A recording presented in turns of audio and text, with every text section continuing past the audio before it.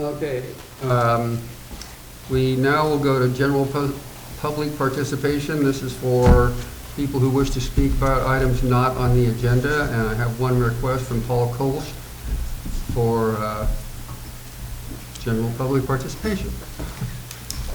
Hi, good evening. Good evening. I'm Paul Kelsch of Granada, and I'm speaking today as a member of the pump track task force. So a few months ago I was here, and at the time the county was sounding like they were interested in letting us have a spot in Quarry Park for GCSD to build a pump track, so to maybe do something sooner than their plans they have there. And since then, recently, like a week ago, found out that they are actually no longer interested in that, and they're going to go through the whole, the master plan development and the environmental review and all that. So it's talking like a delay of probably, 2 years, So what our task force is asking is if we can do something temporary somewhere. And that would either be the medians or at Burnham. And maybe something with just, like we could just build it ourselves, if we just had some dirt put down and we were able just to make something, something for the community to start looking forward to, something to, start getting our hands dirty, and this would be something smallish, or we're not thinking the grand vision, but I think it could be really helpful in us in the future in developing something bigger and more permanent, at Quarry Park hopefully, or if we have to find somewhere else. But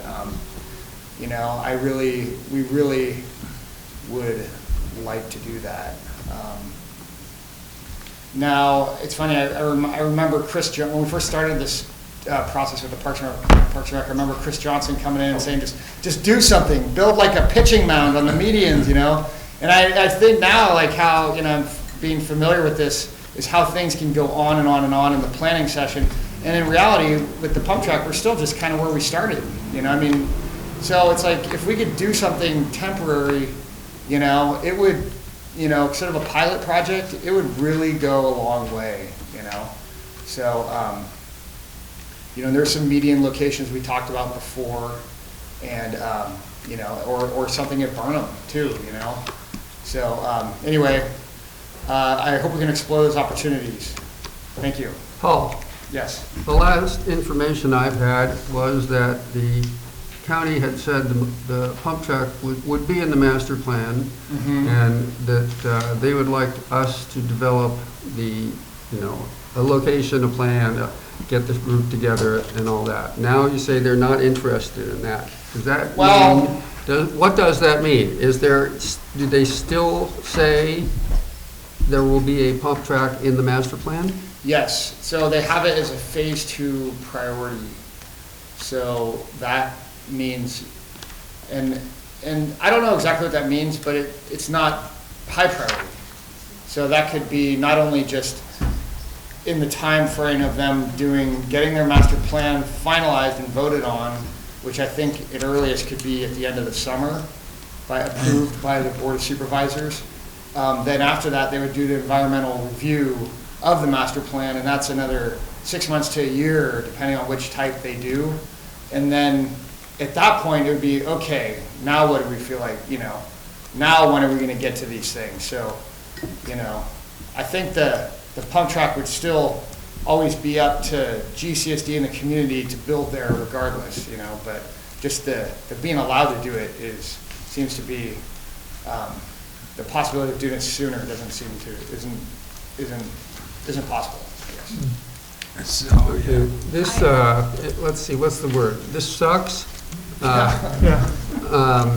Because the medians we're essentially stymied on the medians because the county is still telling people that they are responsible, adjacent property owners are responsible to the middle of the median. I had a conversation with one of my neighbors today, and the county had just told him that all those trees that are going to come down soon on the Alameda, part of them are on his property or his responsibility. So he asked if he could a permit to have them cut down, and they said, of course not. So, so the medians are, I just pretty much out, and for construction time period, Burnham Strip's not gonna happen very fast. So, yeah. I'd just like to say, I think we should put some pressure on the county to get the master plan completed. I think we should go to the Midcoast Community Council and ask for their help. We should get the community just politely asked. We all went to their meetings. We all participated in their planning process. We did our part. It's here in our community. It has impacts on our community. And yet, they can't seem to finish the planning process to bring things that are, you know, to decide what is going to be here in our community. So, I feel as if that's something we could start as well, to try to get that process moving. Mm-hmm. And I think we need some community, you know, pressure from people, maybe a nice polite online petition to finish the Quarry Park master plan. Can I suggest also that we have our PumpSac cheering squad show up at the County Parks and Recreation Commission meetings? Yes. The same way the state people showed up at this meeting, and just do public comments. But I also agree, because MCC is a county agency, Yeah. you might be able to get the new director to come do a presentation there, and it's another place to show up and walk. Because I agree with you, I think, you know, it's a lot of, we did our part to work on the master plan. It was supposedly the last meetings, and then it's been what, 2 years? Almost 2 years. And that's where the scary part is, it seemed like they're still a couple years away from being ready to even meet with us and talk about a pump track. And they're building So- something right now in Quarry Park. They're But so putting that's where, everything let's in get there. realistic, and then you look at the medians may even be further away in terms of anything. We're looking at like 5, 6, and then they say phase 2, so then all phase 1 has to get done before you could even start planning phase 2.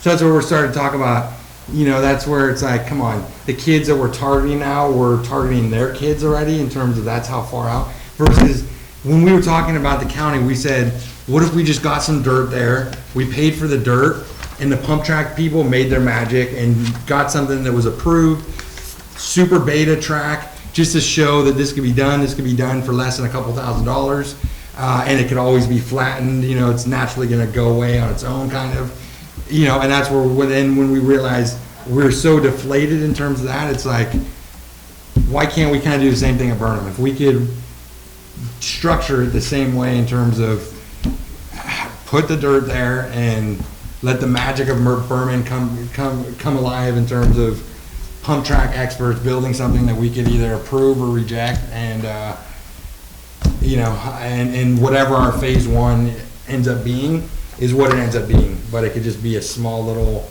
space that proves that, hey, we could get projects done for you know, for that our community wants. And I think as long as your people are saying that they can get it done, if we could just get dirt there, I say, Yeah, hey, like a can we get it on the pilot. agenda to approve an amount to see what they can do? And if we don't like it, we don't have to approve it. We could demolish it. We could do whatever we want. But let's see if we could, something, a cool, simple, super introductory level, you know, and I think if we could structure it how we've done it before with reimbursements, if we could get it on the board and as an agenda item, you know, and it's kind of that simple way, at least we're doing something, you know, in terms of our responsibility, you know, and not letting 20 years go by before. Well, have they cited the pump track on Quarry Park in any preliminary plans? I don't think they've actually, like at this point, put out anything on paper that's So said. there's no area that they're looking at?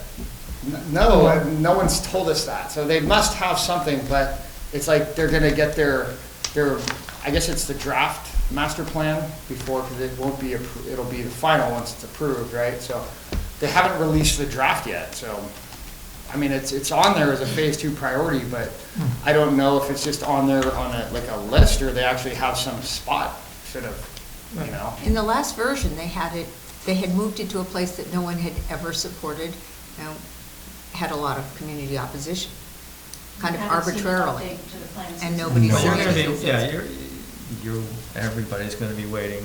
If you say 2 years, it's 4, let's be real, it is the county. But where they're at basically, don't talk to us about the pump track. Our concern is approving some parking, some more restrooms, maybe some office space, all this other No, I'm stuff. saying. And that's where I feel like from this point of view. Let me finish, I was Yeah. going a different direction. If your board wants to see this move and you don't want to wait for the county, and this is up to your board, and we can't make a decision here, but I think it's time to not be quite so polite and send a letter saying, we're ready to move, we're ready to go fund this, we're ready to do the planning. You can give us a site and put the onus on them, because I think you're going to be waiting otherwise. Yeah, we can't prove that tonight, right? No. But that's what I'm saying, that could still be 2 years away, whereas Burnham, we could do this weekend. No. On Monday. And I want to disabuse people, there is no such thing as a simple project and hasn't been in the last 50 years in California. There's CEQA. I think there's that. coastal development permits, you start rolling bulldozers out there, but Yeah. that's Yeah, fraught. We have to get, I mean, does it need It has to bulldozer? be- Can a simple one be done without a bulldozer? I think so. it still has to be If this was permitted by Texas, the yeah. county. Is there some, like size? Because I thought, this was not official, but so I thought I heard somewhere that you could do something as long as it was like under a certain height without a permit. That didn't require a grading permit. It's still required. It used to be 200 yards of dirt. I don't know, that's a San Diego thing or state law. Okay. 650, I Okay, believe. yeah, But- let's agendize this at the next meeting, whether it's next month or January. We can't do anything about it right now because it's not on the agenda, but I certainly endorse the idea of being more active on this. And I also would suggest that as the board and district and as individuals and the PAC and the pump track group, get a hold of our supervisor, Don Horsley. Well, and let's talk to As the well. Midcoast Community Council, because this is an appropriate role for them, Okay. Yes. okay? Okay. Yes. Good call. All right, well, thank I you don't all so know, much yeah. for your time and your hard work. Thanks, Paul. Yeah. Okay, we will go to action agenda item number 1, consideration of a variance for APN 047208-100, owners Robert and Bertina Moole, thank you, at the Alameda and Portola Avenue. So, Phil? Thank you. Just hit some of the highlights and then get to one of the issues. This is a variance application for a duplex in a multi-family zoning district with 5,000 square foot minimums. This lot is 3,056 square feet. It does have a certificate of compliance, and in reviewing, the parcel was actually conveyed in 1913 as a separate parcel. So it's prior to the Coastal Act. And I reviewed the chain of title, and that appears that the certificate of compliance was correctly issued. The one issue I'd like to point out to you is in the findings, number 5, which is on page 2 of the findings, begins on the bottom of page 2. The structure, this has to deal with the impervious lot coverage findings. And the maximum parcel coverage for the building itself is 50%. This particular project complies with that, in that the proposed building is 48.63%, so it falls under that number. However, the maximum site coverage for impervious non-structures is 10%. In this case, that would be 306 square feet, but the proposed coverage for the non-structures is 581.53 square feet, which is a little over 19%. So it doesn't comply with county standards. The county will have to enforce that standard. I know that Mr. Moles is in the audience, and he's, from what I understand, and he can speak to this better, I think he's willing to condition the project so that it reduces that impervious, non-building impervious lot coverage. And with that, you could make the findings for this application. does that mean we assume the county will either enforce it or allow it? He's willing or- to I make think that he's agreement willing. tonight. I think he's willing to agree to that. And what we've done in the past is condition our approval on the county performing this and getting it to 10% impervious surfaces. Yeah, and I'm in the really early stages, you know. I just got finished talking to one of the planner and all that. I think it's within 3 weeks, I believe, it's gonna be the first hearing for the planning.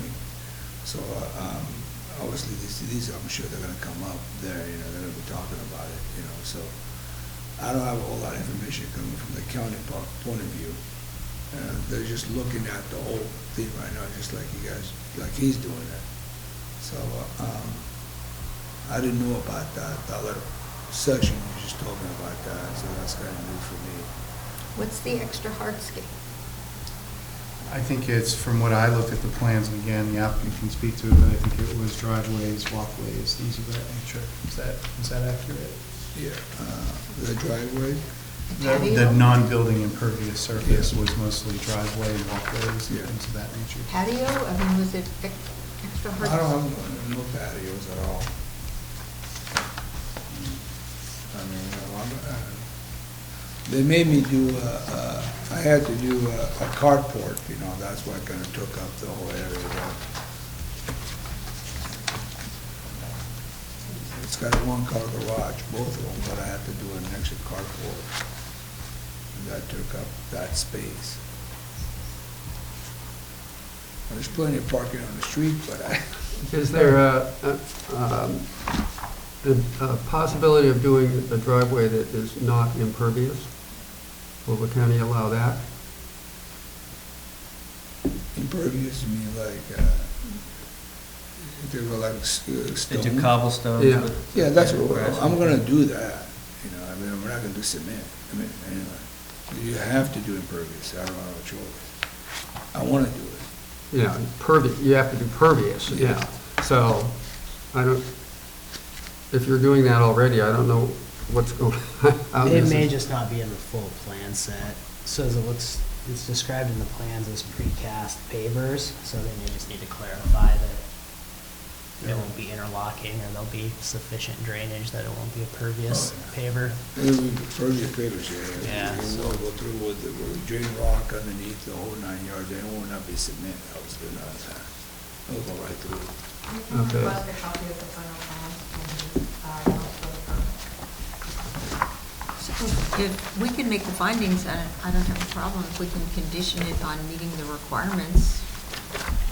The Is there any impervious- reason Yeah. not to go ahead and approve this, but require that with a condition that the requirements for coverage be met? So I could add that in just as a one line at the very end of that finding, just add board requires, as you, could you restate that? Yeah, we actually How just much usually does all include it in county the motion. requirements be met? Well, I think I'd rather say that the coverage requirements be met, because Okay, what I was getting at was there will be no changes to this that would affect our part of it, the wastewater treatment, collection and treatment, right? Okay. So I guess move approval, given that we can make the findings required for this permit, move approval, conditioned on meeting the coverage requirements and any other county requirements for the property. I'll second that. Does that make sense? Yes. Do you have any other comments? I'll call the vote. All those in favor? Aye. Passes unanimously. You got your sewer permit. Congratulations. Thank you.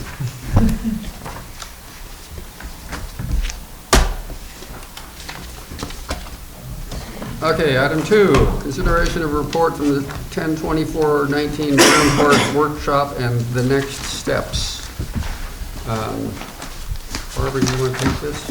Yes, I would like to I'm actually really mad at myself for not really reviewing this staff report enough, but we don't have in our thing here, a list of even the amenities approved by the Parks Committee.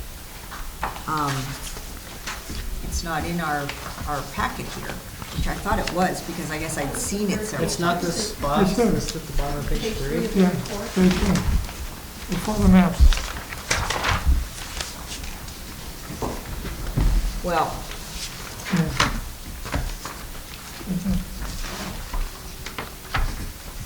Great.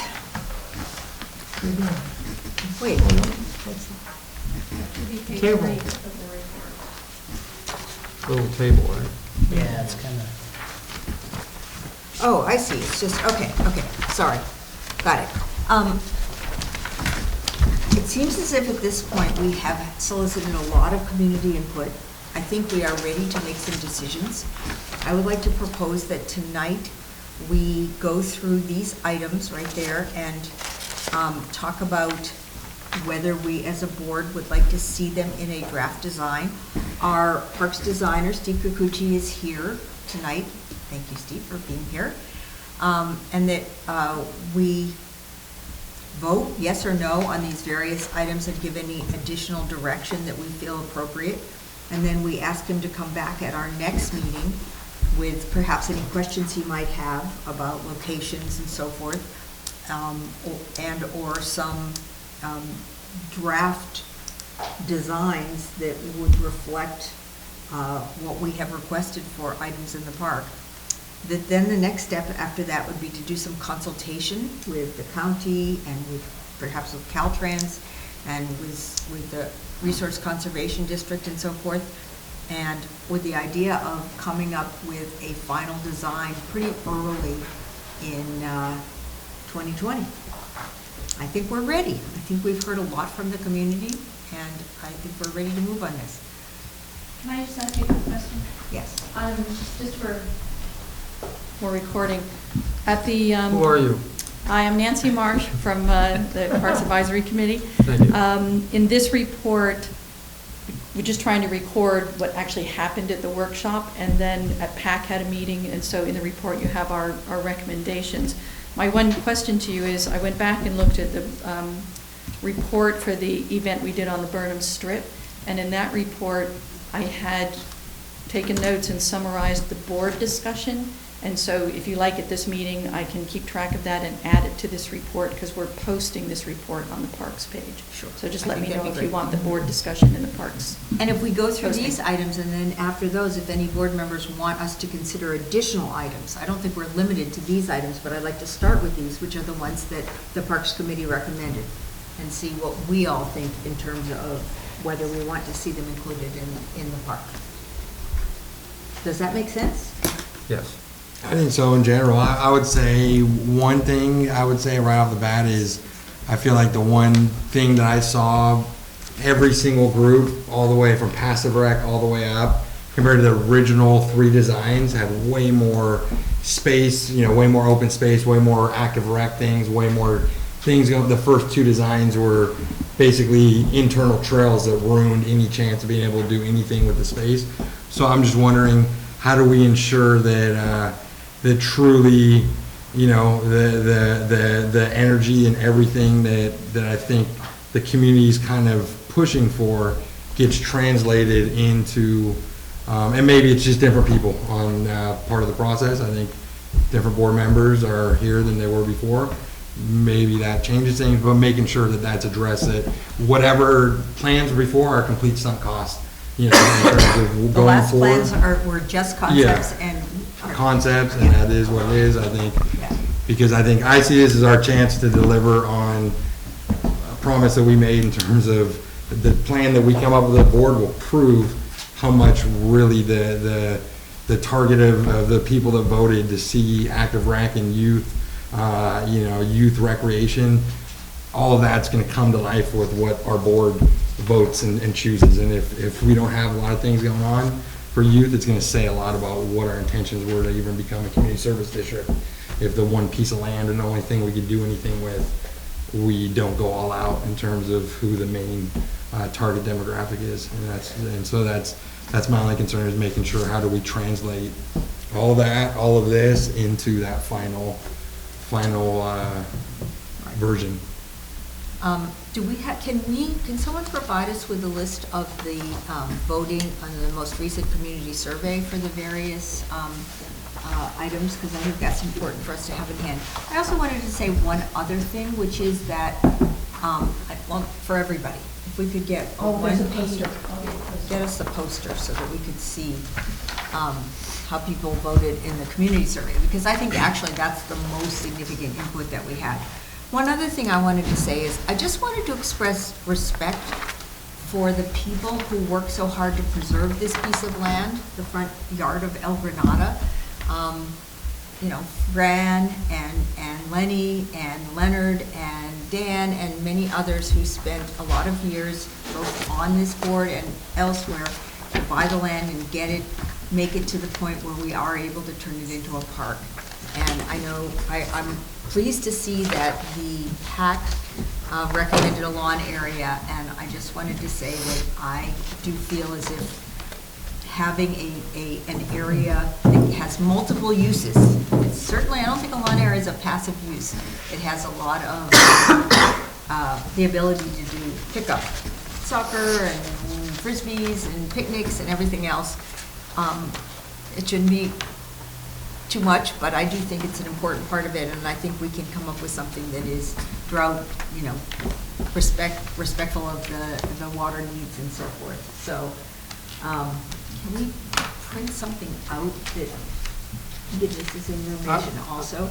So, if we were to start with the list on page 3 of what the Parks Committee recommended, would that be appropriate for everyone? Would everyone think that's okay? Could I just first comment that when I saw this, that the packet unanimously recommended this, I made an assumption, I want to know that's correct, that this did not just come out of the school meeting work, but all those 500, all those 500 surveys were in fact incorporated into your thinking. When the PAC did the discussion, we had the June 2018 data plus the survey data and the school data, and we probably gave more, we gave more weight to the survey data because it was 508 people's worth of data.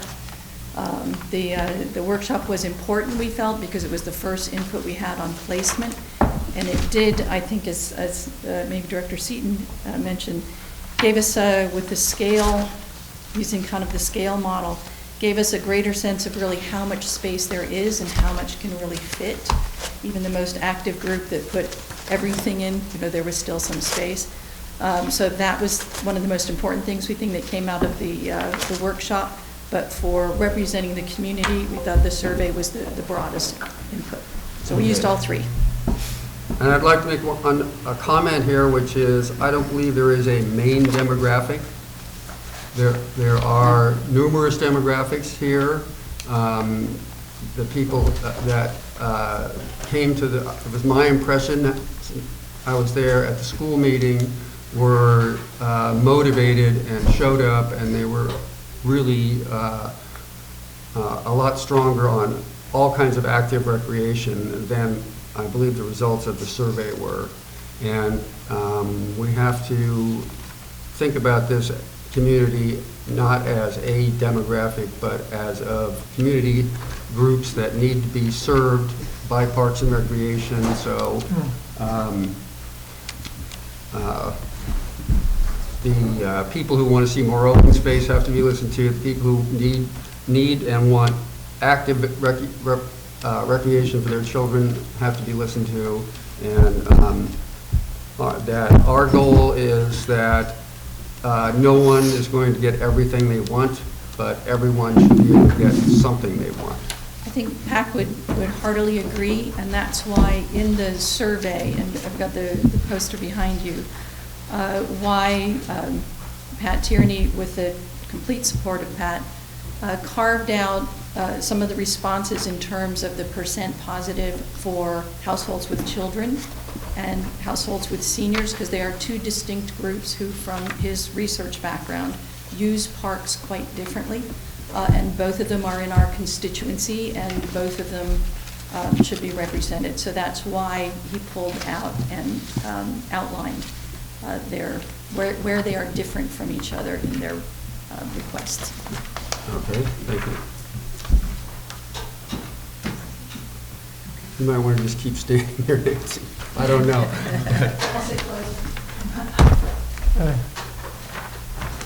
Okay, so I guess we'll just go through this table. Yep. Under number 2. restroom showers, comments. I think we need a restroom. I think the need for it for the surface will be reduced when the one across the street, across Route 1 is built, but I still think we need one there.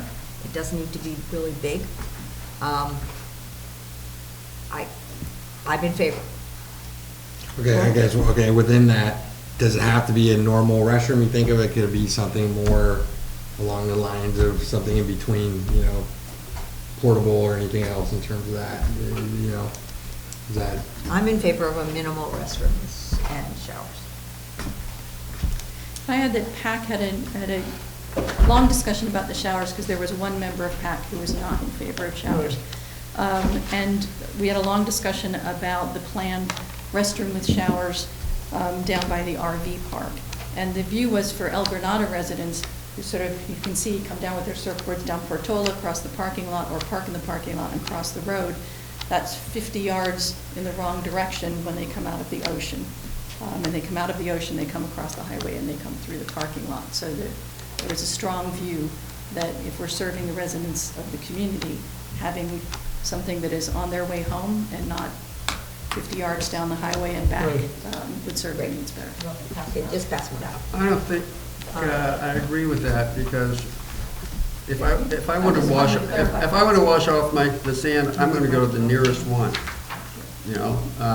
So you have to get your board, cross the highway, it's going to be 50 yards at least anywhere we could put showers. So, and I think that the need for it, when the harbor, also there's a schedule. I think the Harbor District is ahead of us on supplying a restroom with showers over at the RV parking lot. So I think we might be duplicating the service that is not really going to be very necessary for regular park goers. I kind of We agree. do have to have a restroom, and our professional planner for parks certainly has emphasized that.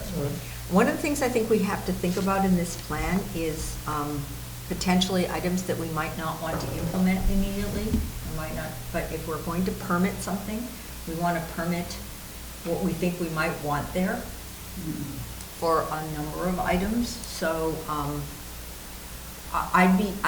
if the consensus of the group is not to have showers, I'm okay with that. I'm also going to support it. What do other people think?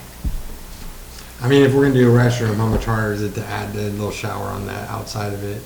You know, I think if Well, we you go have that route. drainage issues then, but Yeah. Steve, how much harder is it to, we're asking Steve Kikuchi, the designer, to add showers to a restroom? After the fact? No, as a part of the design. Not to pull it on. Okay. And you pick up the drainage somehow in the same system? The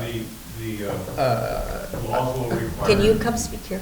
The laws will require that the shower has a. Steve, can you come stand here? I'm sorry. Yeah. Working with them. All you're working with them. The laws require that the shower actually have an overhead cover over it so that rainwater will not go into the sanitary sewer system. And it does have to go into a sanitary sewer system. It cannot go into a storm drain system. But the bathroom would have a sanitary sewer system? Yes. So it would just go right into the same pipe that the It's easy. bathroom Yes. went to? Yes. Yes. Unless we had a composting toilet? Unless you have a compost. Which is something to think about. And that's really standard, that you have to wash sand into the sewers? It's not so much the sand, it's the bacteria that might come off a human, but it will have to have a sand trap too. They can swim in the ocean, but not. Right, that's our law. That's the Those are our rules. Yeah, I environmental mean, for laws. sure, I think the bathroom, I think the shower, if that's where, if they're having that, that's, we could, like, to your point, though, we could always put it in the permit and then, right? Not choose implement the to. showers, but Yeah. it seems to me at this point, it would make sense Yeah. to include the potential for And- an Yeah. outside cold shower. Yeah, absolutely. Right, the question is, do you want cold water or do you want warm water for the shower? Pack felt cold was fine.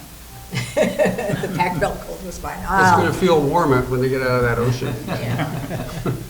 Yeah, I'd be fine with that too, because, yeah. Should we really, have a motion for even if- each Even item? if it duplicates what is available on the other side of the highway, if people don't use it, And we don't have to put it in if it turns out that Yeah. by the time we're ready to build this, it doesn't seem to be needed. We don't have to do it, but I think it should be in our plan. So, should we do a motion for each item? I think it wouldn't hurt. I think that's the only way to do it. All right, I move approval of No, including, I think we just take a straw poll. Okay. One more question though, about the restrooms is, I'm assuming that we would put them over by the parking lot. Is anyone, I'm assuming that we will let our park planner figure out where the best spot is. okay, I'm good with that. I'd agree with that. I'd also say we'll want to think about security and access, Uh-huh. especially after hours. Yes, we will have, at that point, we're gonna have to have some staff to help maintain things, and so, probably part-time, but we'll have to have somebody who will close them at night. Yeah, I wonder what the Harbor District's plan is on that.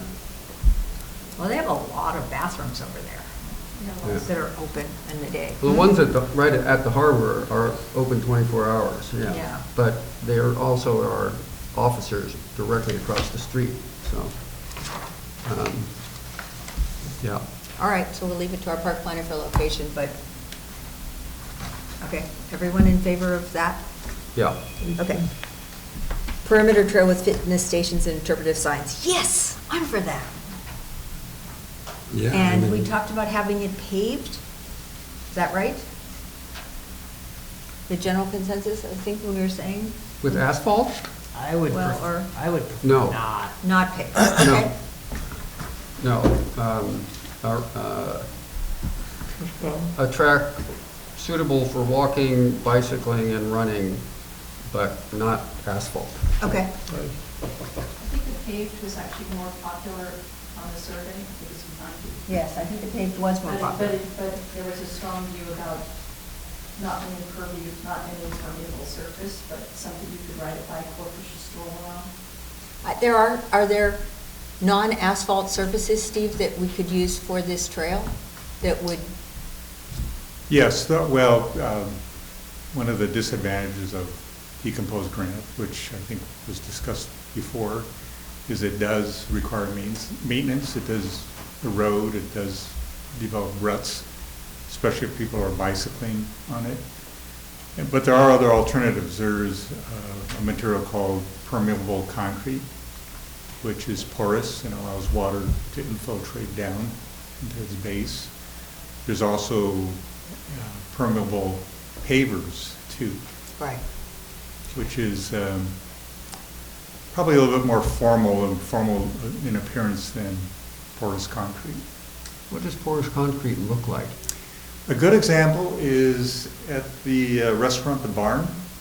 Its parking lot is made of permeable concrete.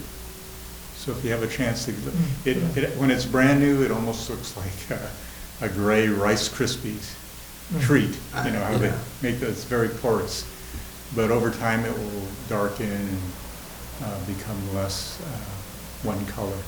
And maybe it could be a combination of both in terms of, I feel like there's definitely everyone's on the same page in terms of the more that everything can blend in with the environment, the better. You know, not only does it save costs, it kind of is in line with everything that everyone's come on the same page with. But maybe there's just, you know, an outer track that's simple and is what it is, and just one section or one middle part or something that's a more expensive material that gives smoother, whereas I think that could be incorporated in terms of those. why don't we leave this to our designer? Yeah. The thing that we have to watch with, because the lot does have topography change, the thing we have to watch with some of our paving materials is erosion of those pathways, because ruts will develop, and then if it rains and people are using it during the rainy times, ruts will develop, and on the steeper areas, because there will be some areas where the paths will have to be steeper, those will require more maintenance if we use a less durable material. Would you anticipate a trail with header boards all the way around? It depends on what material we use. I mean, like the coastal trail does not have header boards. Right. If we do something like permeable concrete, we probably would have to use some type of form to construct it, but that could be removed, so. Regular concrete can also be colored. Can permeable concrete be colored? Permeable concrete can be stained, Stained. yeah. But it fades. Everything fades. Yeah. So another example, so the permeable concrete at the Barn Restaurant is just natural gray. We did a section of permeable concrete at McDutra Plaza. There's a kind of a weaving wave that runs through the park, and that's actually permeable concrete. All right, we should look at that, and maybe we can discuss this at our next time, but we're for this. Yeah. Nancy, did the PAC and Claudia, did the PAC talk about internal trails? We did not discuss the internal trails. Because I would like to see some of the, transverse trails as well. We're going to want to have internal trails. Yeah. They were we just didn't, they didn't even come up, but they were way more interested in, twice as many people interested as not interested. So 70, almost 80% very interested or interested, only 26% not interested. So I think we'd like a proposal for some internal trails as well. Yeah, I think you need to be able to cut across. Yeah, Yeah. yeah. I would say if it could be incorporated in the design so that I look at it as, could, mom with 4 kids could walk around while one of her kids is skating, another kid is on the pump track, another kid's at the playground, and she could track each one of her kids as she's working out. So I would say, however that track works out, think of it from that perspective, that you're gonna have somebody with kids with different age ranges, which is gonna wanna keep an eye on those kids. The youngest kids obviously need to be in a place that's enclosed with a fence somehow or blocked in, but then all along, she can walk through, whether you wanna call it internally, that's all part of the, the kind of the theme where I think, but still that it doesn't ruin the space, so there's still open space to use it. All right, so we're all in favor of some internal trails. Okay, that's line 1 of that item. What kind of fitness stations?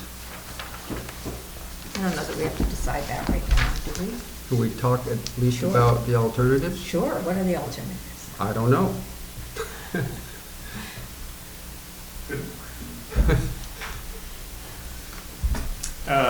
What's really popular now is I guess you could call them fitness stations that are park courses or separate little individual exercise stations. So that is a possibility if that's what I went on a trail where there were less machines and more like natural things, like there was a board that you could, I don't know, do stuff on and so Yeah. forth. Yeah. Just There's a little- myriad of them. Yeah, versus more metal. wood things rather than metal machines that you can Mhm. grab. We can maybe look at that at the next iteration. Yeah, I'd like to see it kept simpler rather than more elaborated. I Mhm. agree. Yeah. Everybody agree with that? I could show you a picture of the poorest part of Mexico. I went 2 years later, and they took a little park and they turned it into outer track, inner little play structure, and it's like, it's sad almost that within a year in the poorest part of Mexico, they could just do this, and here we are. It takes us 20 years to do something, but yeah, I think anything that we could do that blends in with the natural environment, exactly, I Yeah, think that people are gonna looks be on great. board with. I think- Yeah. Wooden things. I think Great. that encourages, as creative as we get in terms of the latest things that people are doing. Yeah, I like it. Okay. Everybody's for that? Yes. Yeah. Okay, everyone's for benches? I think we just Yeah, pick benches. locations. We're not gonna have to design benches right Yeah. away, right? Some potential locations. That's not gonna, we don't have to overthink We that. consider some, that I think the key People is, propose. there's gonna be benches throughout. Is there one central picnic area? Well, that's that- coming up, Yeah. yeah. So, All right, well, we could jump to picnic area with yeah, we can barbecues. keep going, just keep going. Picnic area with barbecues. I think we definitely need something, not too big. more than one.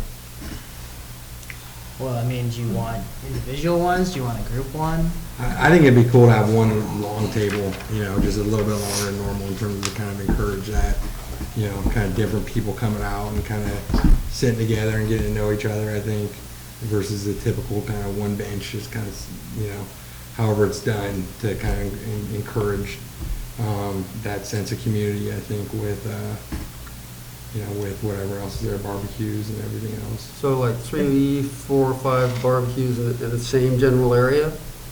You know, I guess that's, you know, I think that's where. They have clusters at a lot of Yeah, I don't know, what is the right number and. 71% of the people in the survey said they wanted family picnic areas, and only 46.5% said they wanted a group picnic area. What is the difference? Group Number of picnic tables. areas, a lot of communities, group picnic areas are very popular. They, a lot of cities actually have to have reservations. Okay, what's the one park in Marina out there where, you know, they put the structures that you could move, you know? Coyote Point has a lot of group picnic areas. But what about that, that's another idea, is in terms of the movable chairs and the things, you know, if you go out, I could show you pictures after, but just in terms of. I don't, there's movable. Yeah, yeah, they have them out there now. I don't know if it started from their food truck things, but they're out there every day, where you go out there and kind of lay on them and read books and. Where's you this? know, right down by, you know, I think it's Marina Green right there where they do the food trucks. Yeah, I'll show you pictures. But most other cities have they have to have pretty durable picnic areas that won't be vandalized or stolen. And like I said, they're very, very popular in cities. A lot of cities actually have to have reservations for them because they get to be so popular. Yeah, and usually those things are chained down.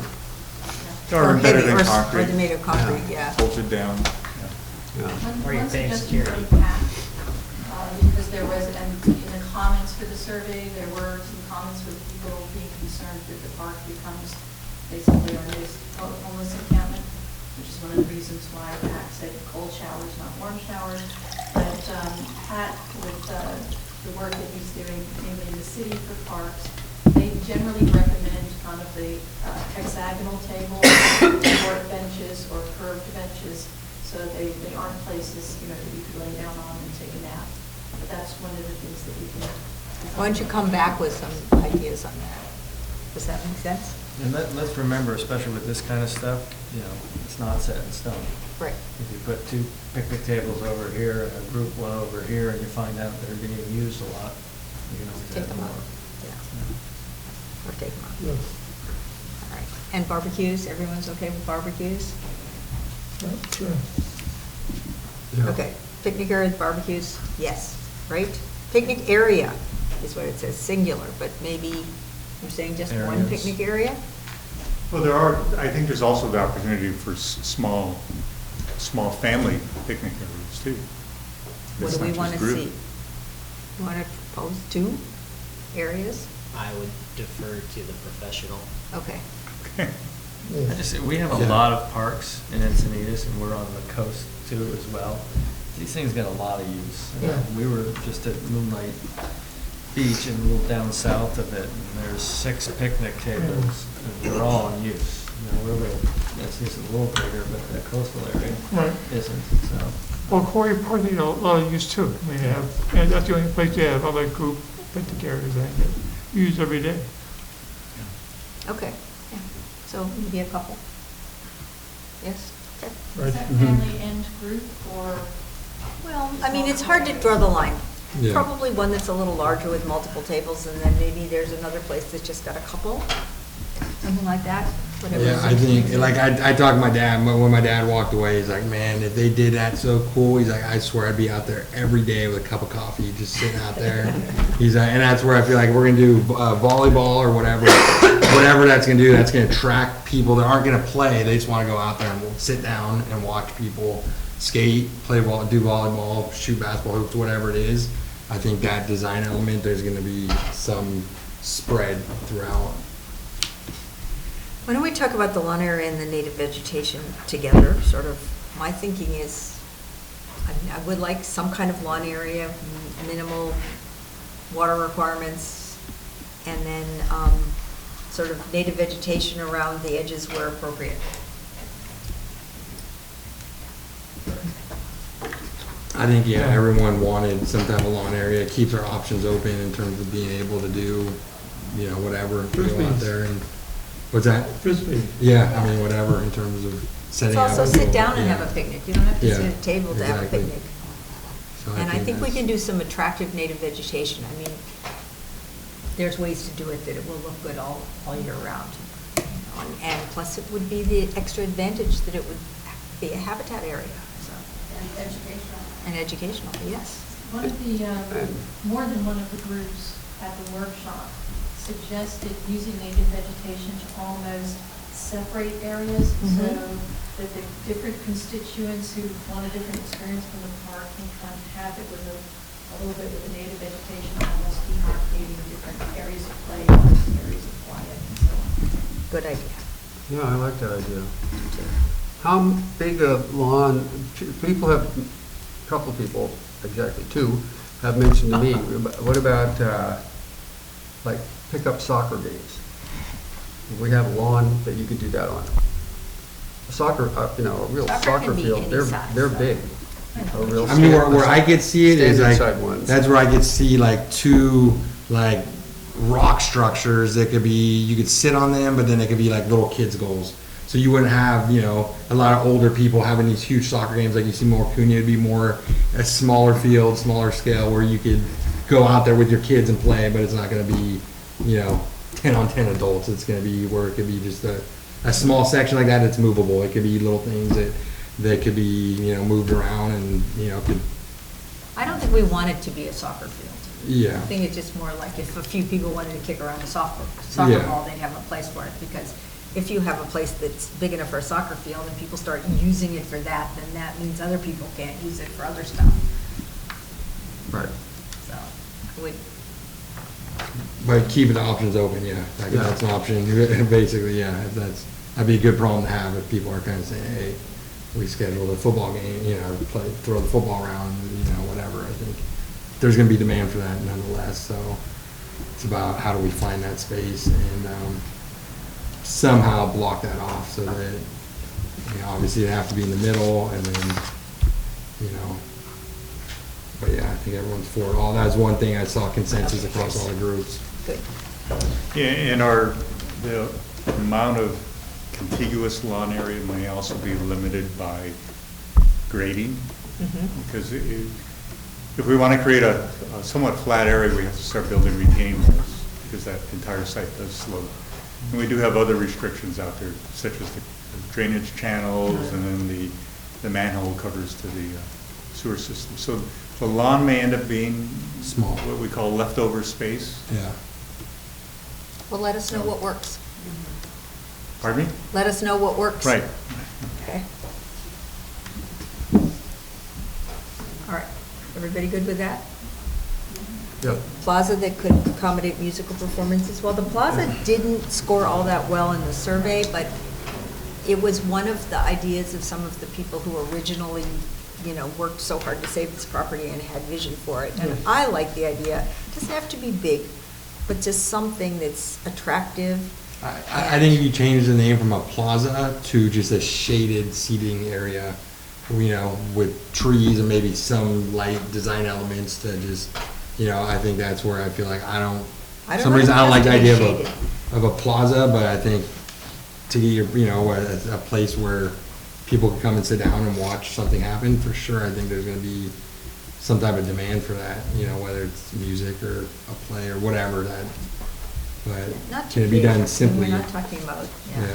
I don't think it needs to be shaded necessarily. And if we're So talking, what do you mean by the plaza? Just Kind of the, like a decorative, small, like patio area, just a small, like patio area where you could have kind of a focal point. okay. I don't know, what do other people think? I'm not, that's what I was thinking. I'm not against being having, I mean, I like to sit in the shade myself.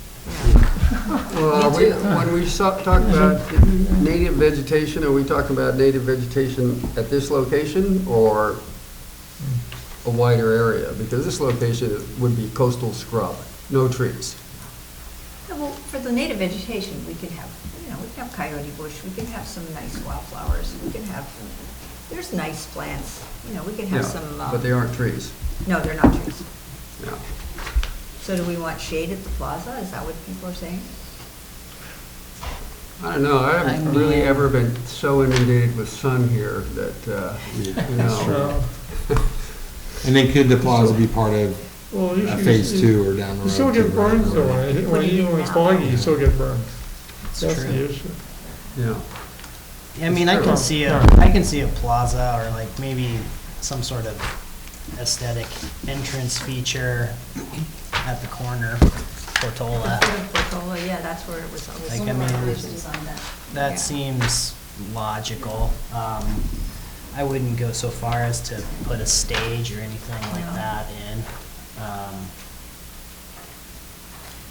Do you think El Granado will, at some point, have group activities, outdoor group events Yeah. that might be held at the Yes. park? It's possible indeed. Yeah. I mean, it'd be nice to be able to sit kids down, in a semicircle and talk to them about, Yeah. and then take them for a walk, that kind of thing, just kind of a gathering place. Yeah. See, it's more of a Is it gathering simple place. than amphitheater-ish hill? Not even, I wouldn't even go that big. Yeah. I mean, Yeah. my sense is the gatherings would be the dozens, not Yeah, the exactly. hundreds. Yeah, or a dozen.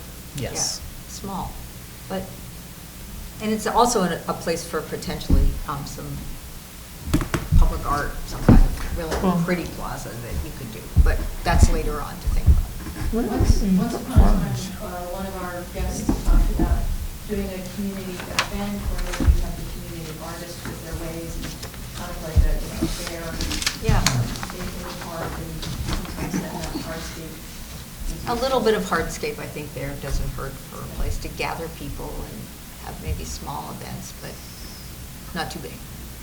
Does that make sense? Everybody good with that? Yeah, I think depending on the cost of it and all that. for sure. Did we ask about fountains? I mean, I'm very partial to having a fountain, some water activity that you can make into artwork or something like that. Is that something within our own? Well, with the ocean right there, and the noise that comes off the Oh. ocean and the traffic, I'm not sure how that would play. And also, there's maintenance issues. I know, related to I know. fountains, too. Yeah. They are Is fun it though. working? To echo Dale Ross, former PAC member, the Portola drainage runs year-round, and he Yeah. actually measured the flow, because he thought we could divert it if we wanted to do something on the Portola median. Okay. You could divert it, but that, right down at the bottom of Portola where those villas are, there's water there all the time. There is, there definitely is, yeah. Yeah. So, being able to maybe have a more visibility of that creek. Yes, I like that idea. And we are going to have to, I think we have a date to walk the site, a couple things with the RCD, and it would be good to get their take on what kind of setbacks going to be required, so forth for that too. Well, that's consultation. So we go 05 for plaza? Yep, I think Yeah, so. yes. All right. Playground. Yes, Yes. I can't wait for another playground in this community, and I hope it's something really interesting. I don't want to do a boring plastic playground. Oh, yeah, I think- No plastic playground. Has to Yeah, be something I think a interesting. playground is a area that's fenced in somehow that kids can't get away right away and keeps them busy, in terms of, doesn't have to be traditional in the sense, there's playgrounds everywhere, so we could have just structures that kids climb on and logs and whatever it is, I think. My it's grandsons fenced in, it's evidently went to a safe. park recently and there was a log like this big, and they spent like Yeah, half an hour rolling it around. yeah, exactly. Yeah. Yeah. Sorry, I didn't mean to interrupt. you. Yeah, no, Sorry. for sure. That's 5-0? No I thi- swing, Well, I no think we're going to swings? talk to, I like I don't- swings. Kids like swings. I know. Kids of all ages. I think you need a swing, but I don't know, how we come up with it. Steve? Let's see what When, other- I think early on, and also when we were working on the median playground, there was a lot of discussion about the aesthetics and the visual appearance and the more natural appearance of not only playgrounds, but all the furniture and other aspects. Is that something that, the customization that you want to see in the aesthetics of this park too? As far as what? Explain, elaborate in terms of what trade-off are we? Well, instead of buying a catalog bench, Okay, yeah, having something custom-made, yeah. or having a playground that isn't a manufactured metal playground, having something that's more constructed custom out of timbers. Yes. I don't know about swings. They do like swings, but I don't know that we have to specify everything in the We playground. don't at this point. Yeah. But it's, I think it sets a kind of a mood or a character. If we have those general ideas in mind, because as we develop a master plan, we're also going to have images like what's there, and I think we want to convey a certain image and design aesthetic to the park. I think we're all in Yeah. agreement to make Yeah. it more natural and. More natural. That, there's always been strong support for a natural open space where you could just go mellow out or whatever. And so, you know, a playground and all the other amenities along that same theme, right? Yes. We can pull the Balboa Playground report to give to Steve, because we did have a lot of commentary on what elements people would like in a playground.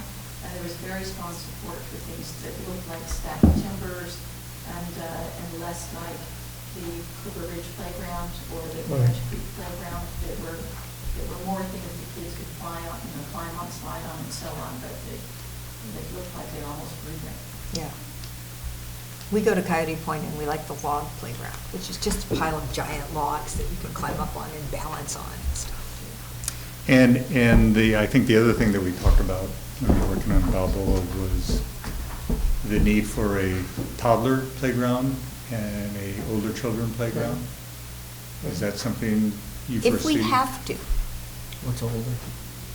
5 to 12? If Pat Tierney were here, Yes. he would say that the parent who has a 4-year-old and an 8-year-old needs both. Right. And he also. No, the I should have put 4-year-old this- goes on the 5-year-old playground. The 4-year-old will have nothing to do with the little kid I hear you, playground. I hear you. But I want to represent this really important point to Pat, and I didn't put it on the list, but absolutely have something accessible, so that, Yes. the park has accessibility Yes. features, and Yes. if we have both, then each should have at least one accessible feature. I would think like in It's the. actually a state law or a federal law now. They have to, it has to be accessible. What's the law? Playgrounds have to be accessible. For Not example, every, yeah. not every element, but Yeah. Wheelchair accessible. yes. ADA. So you have to have that swing that has this thing that comes down and stuff. There are teeter-totters that accommodate a wheelchair. Yeah. Well, there's a whole playground at Coyote Point that is accessible. So, I don't know, work your magic. So 5-0 for a natural Yes. kids playground. All right, the next two are more complicated. Nancy, do you want to come up and talk about the skate, scoot, bike park and half-pipe concept? When, and this is, I give Rick Parker credit for the idea. We had a little discussion actually about a pump track, and at that time, it was before Paul got the latest note that he got from the county. But the focus was still on kind of a big kids and adults pump track with the amount of space that you could do at Quarry Park. But we definitely said, keep the jetty ramp or half pipe and add something that is like a skate park. What Rick pointed out is that you can design a skate park, and there's one, the bottom right one on the pictures, that's hardscaping, but that is, in addition to how medium-sized kids and adults would use it with a skateboard, it can be designed such that kids on scooters, smaller kids on scooters, and smaller kids on, little BMX bikes could use it like a pump track or like, a scoot park, and then they graduate to the big, Quarry Park pump track. That was kind of the vision, but you can do a skate park apparently that you can do multi-use, so it accommodates the way that you get into and out of it. It accommodates little kids on scooters and little kids on little bikes. And so our recommendation was to do one that could have that accommodation, so that we've got something a little bit more exciting for the little guys. Probably But does about this your mean kid's keeping size. the half pipe that sticks up like that? I The, thought- absolutely, it was keep the half pipe and do this was the recommendation. They do apparently different things, and I'm. But why of course, not can't you expert. have a half pipe that's down into the ground? Oh, I think that would I be was just fine. gonna ask Is it- that. Yeah. Steve, We you know what didn't the say water keep table the is current then? half pipe. Okay. We just said have a half pipe and a skate scoot bike. So we have to find that out, right? Is that Well, we probably have logs from when we did the SAM project on the water table, where it goes up and down, that was I a big mean, consideration. How high above that is sea level? Because Right. I bet they even Can't go have. too high. they're pretty close. Yeah, we didn't preclude making the half pipe subterranean. It was Okay. just have a half pipe and the other features you could build into this skate scoot little bike park. So what do we think about both of those? I mean, I'm in favor of both. I mean, I guess my bias would be to work in the existing half pipe if we can. I mean, it's beloved by the community. It's very pretty now that they've painted it. I mean, it's kind of a nice El Granada specific feature. It could be a shame to have done all this effort to move it and then get rid of it. That would be digging a big hole in the parking lot. Yes, if we change the grade. which- Well, it wouldn't go in the parking lot. Well, that's where the half-pipe ramp is now. I know, but, well, we ought to talk about the parking lot. Yeah, parking was not on the pack list. I was going to bring that up when we got to the end of the pack list. We didn't discuss parking. Yeah, I think a multi-use park like that is submerged, I don't know what we're gonna do about drainage. My recollection, when I went out and looked at the holes they dug for the wet weather storage, that the water table was no more than 4 feet down. And I think in the winter, at the end of a regular normal winter, it's 2.5 feet down. So I don't know how you drain a submerged multi-use park, you know, but. And Steve, do you design skate parks? No, I don't. Yeah. It's pretty specialized. Yeah, we have to get a consultant. Uh-huh. But you can identify a location potentially. Yeah, we can identify location and approximate size. But the finite design should be left to. Right. But I think we might have a model, the way the skate park was kind of done, I think there could be a model where we could put up agreements of how much money for materials and stuff, and then approvals of everything, and I think there is an element of magic in terms of, we have members in community that we trust, that we could work with, and that, are gonna be, are gonna deliver on, doing something that most other communities couldn't do. And I think, to me, it's not just an element of saving money. I think like the skate park, it's not about saving $100,000 or so, or maybe more of what we would have spent. I think it's more about, there's a lot of pride in the people that went out there at night and worked on it and stuff. And I think we could carry that same model over with possibly a simple pump track. And I think identifying the location, parameters, all that, and there might be an element where we could do something similar where, and that would allow us to put more money into some of the materials and stuff like that, if that's possible. But either way, I think that. So wait, what are you talking about now, the half pipe or the pump track? I'm talking about, pump track specifically, yeah. I'm saying, I'm saying in terms of the scale of it, I think there's two different ways of looking at it. I think there's one model that the pump track could be done in the same way that skate park was done, in terms of something that's pretty simple and that, Well, let's finish discussion of the skate scoop. Well, I'll just mention that talking with the skate people, several of them have actually designed Right. skate parks, so we have local talent on that. I think Steve volunteered to find us whatever talent we need. Yeah, so he can do All it. right, so I'm in favor of that. Yeah, see what we could come up with. Maybe we could connect you guys in terms of those details at some point too, where.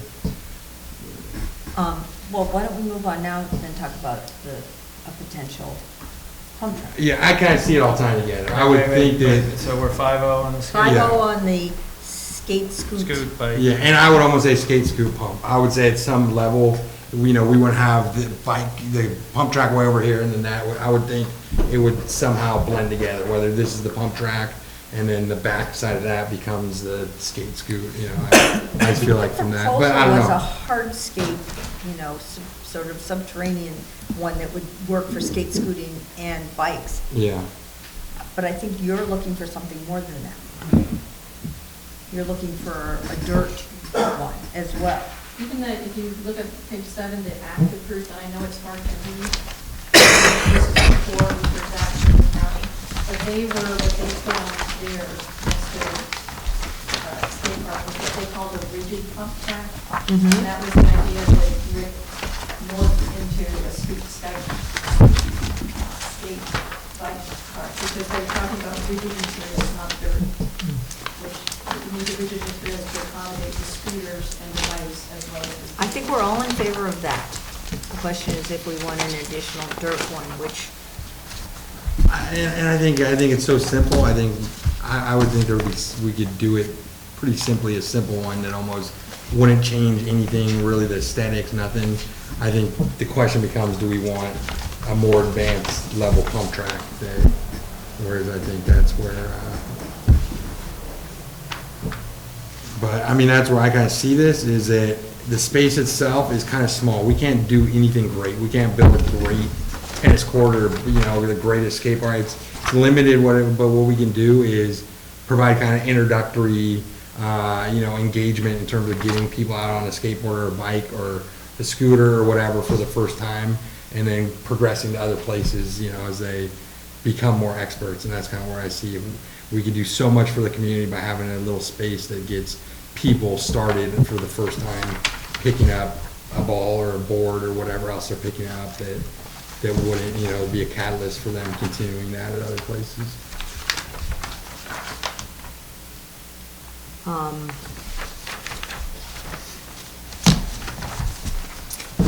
Is anyone in favor of adding an additional dirt pump track on the Burnham Strip? Yeah, I am, for sure. I think, I think Paul. I don't know, has the spoken. only Yeah. reason I'd be willing to add it would be with the idea that hopefully we wouldn't have to implement it. Yeah. That we would have a great one in Quarry Park. And that's But how- I do see the need in this community, and I feel as if we had a spot designated on the map for that, it would give us more flexibility in the future depending on what happens. I don't know. Yeah, and I feel like kind of what Paul spoke about, to me, it's the perfect project for our board. At the end of the day, it's just a little bit of dirt, and at the end of the day, no matter what, it could be simply brought back to its normal form, or whatever we decide to do with it. It can be temporary in nature, so to speak, so I think it could be something super simple and cool, and then in 10 years, when Quarry Park gets their act together, that's where, the real one gets done, but I think having some space here would be It nice. did not have majority support in the community. The county could then come along and say, well, we don't need a pump track up in Quarry Park now. Well, the reality That is, was actually Paul's concern when it showed up on the list in the workshop. and once you put the pump track there, and you go to take it away, that will not be very popular. But that's where I think, Other people. can this other skate, whatever we're calling it, can just an element of that be a pump track? Just an element of that design is just where you get Well, it can going and be- pump around it. It'd be a hard skate. Yeah, and that's where I think, that's where I was So kind of just getting go at. with that. In- Yeah. Is that the in Rick's- consensus? in Rick's design, Yeah. his mind for it, it would be a pump track for small bikes, Yeah, not for adult-sized bikes. Yeah, well, yeah. BMX style bikes. yeah, just not, yeah. But it would be of dirt. Oh, no, it would be rigid. Oh, It would not be unlike that picture, which is unfortunately only half done. So you see a lot of dirt around it, but you can see, this is actually cement. But the scoot ones would have some almost tracks that are up and down and curved so that you can go along them and up and down them. I'm sorry, he has pictures and we don't have pictures here. So it would work similar to a pump track for small BMX style bikes. Well, we could say that tonight we're for looking at that as an option, and we're gonna have another chance to Yeah. look at this Yeah. plan and Amongst maybe the- some more detail. Amongst the skate park, the skater folks and the pump track folks, there must be people who will have experience and opinions on whether you can make those work together. Yeah. All right, so yes on the kid one and no on the dirt one for now. And then the last thing here, we still have to talk about parking, is half-court basketball. I think we had pretty negative from the community, but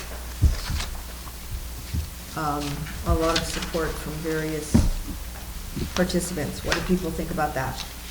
I mean, I look at it for myself. I'm the average person.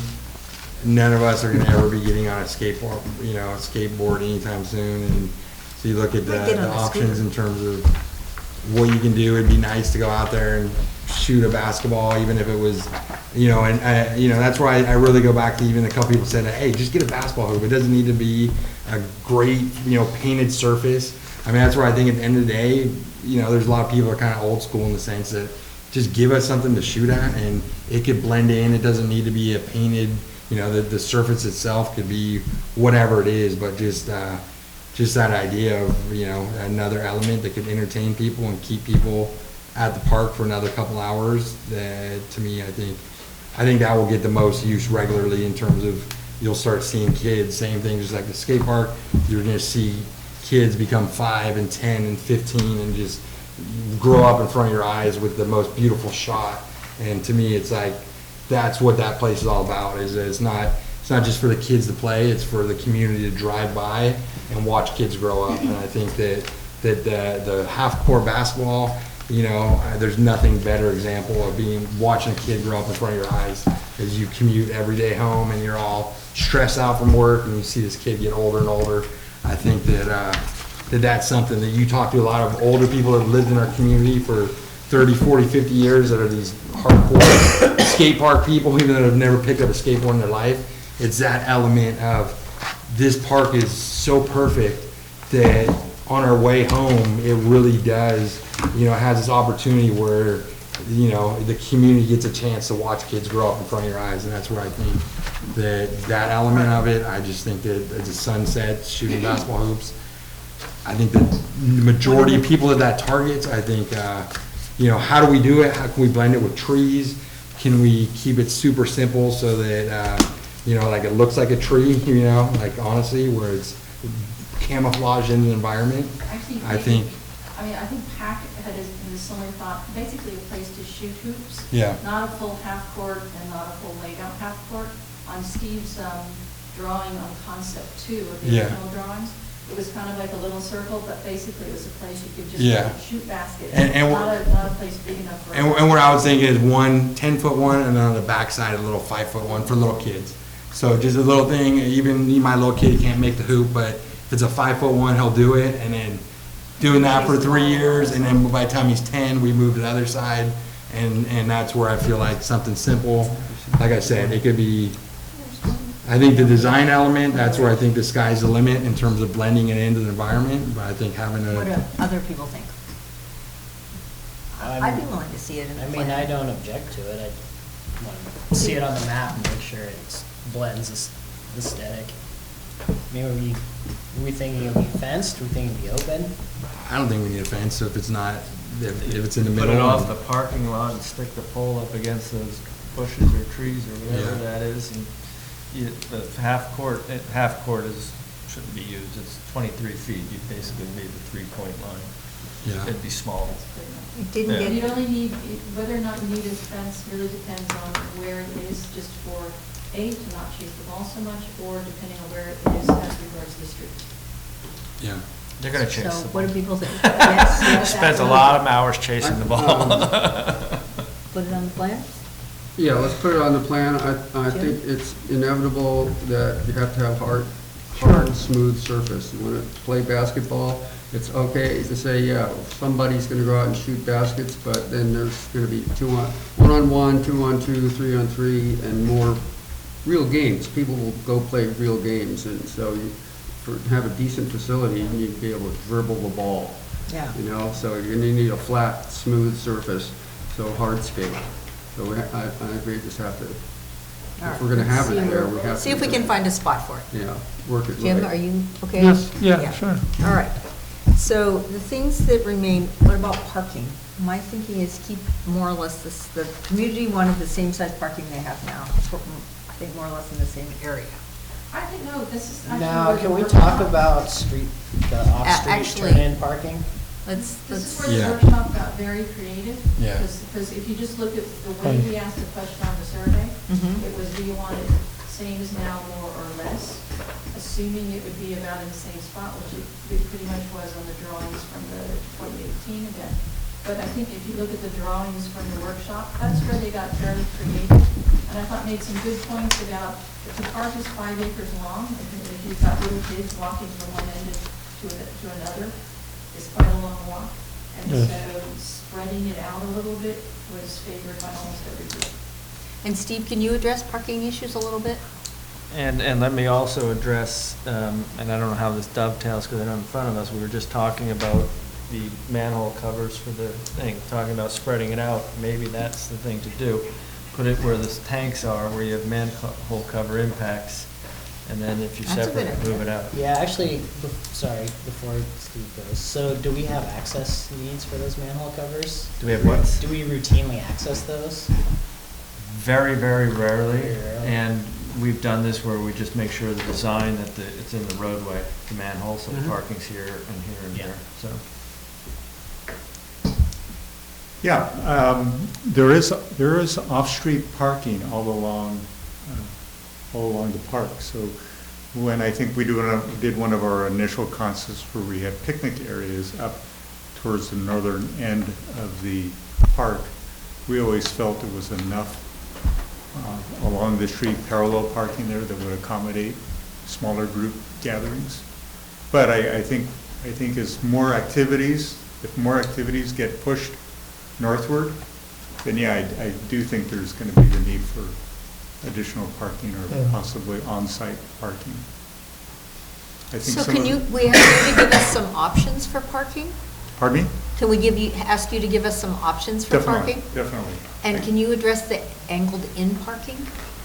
Yes, I think that the difficulty with the angled-in parking is that the cars would have to back out of those spaces onto the street, and probably a lot of people speed down that road, and I don't think the county would approve that parking configuration. Are you talking about on the existing street or inside the park?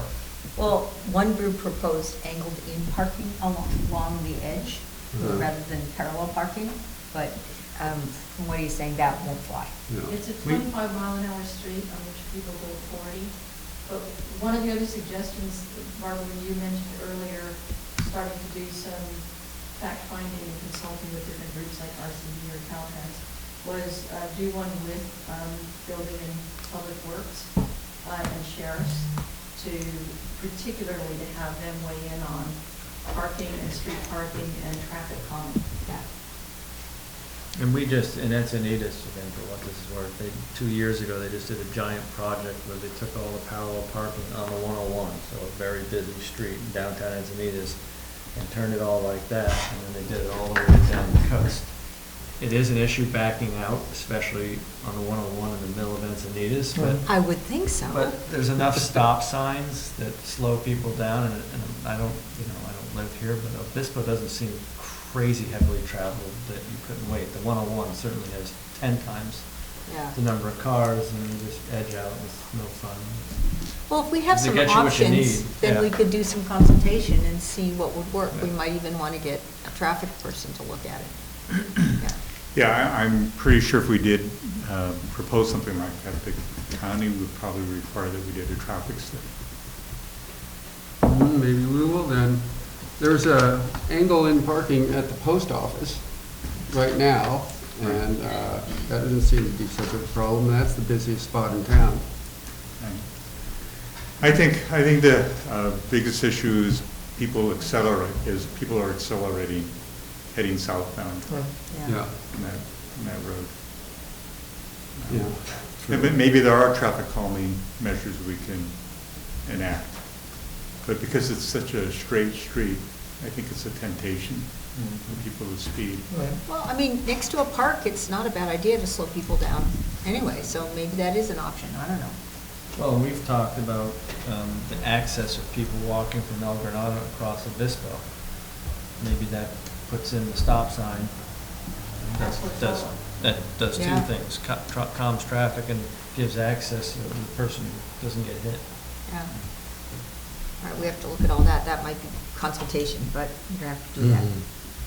All right, well, then there's a couple things that are on the list from the survey that didn't make it into the PAC discussion.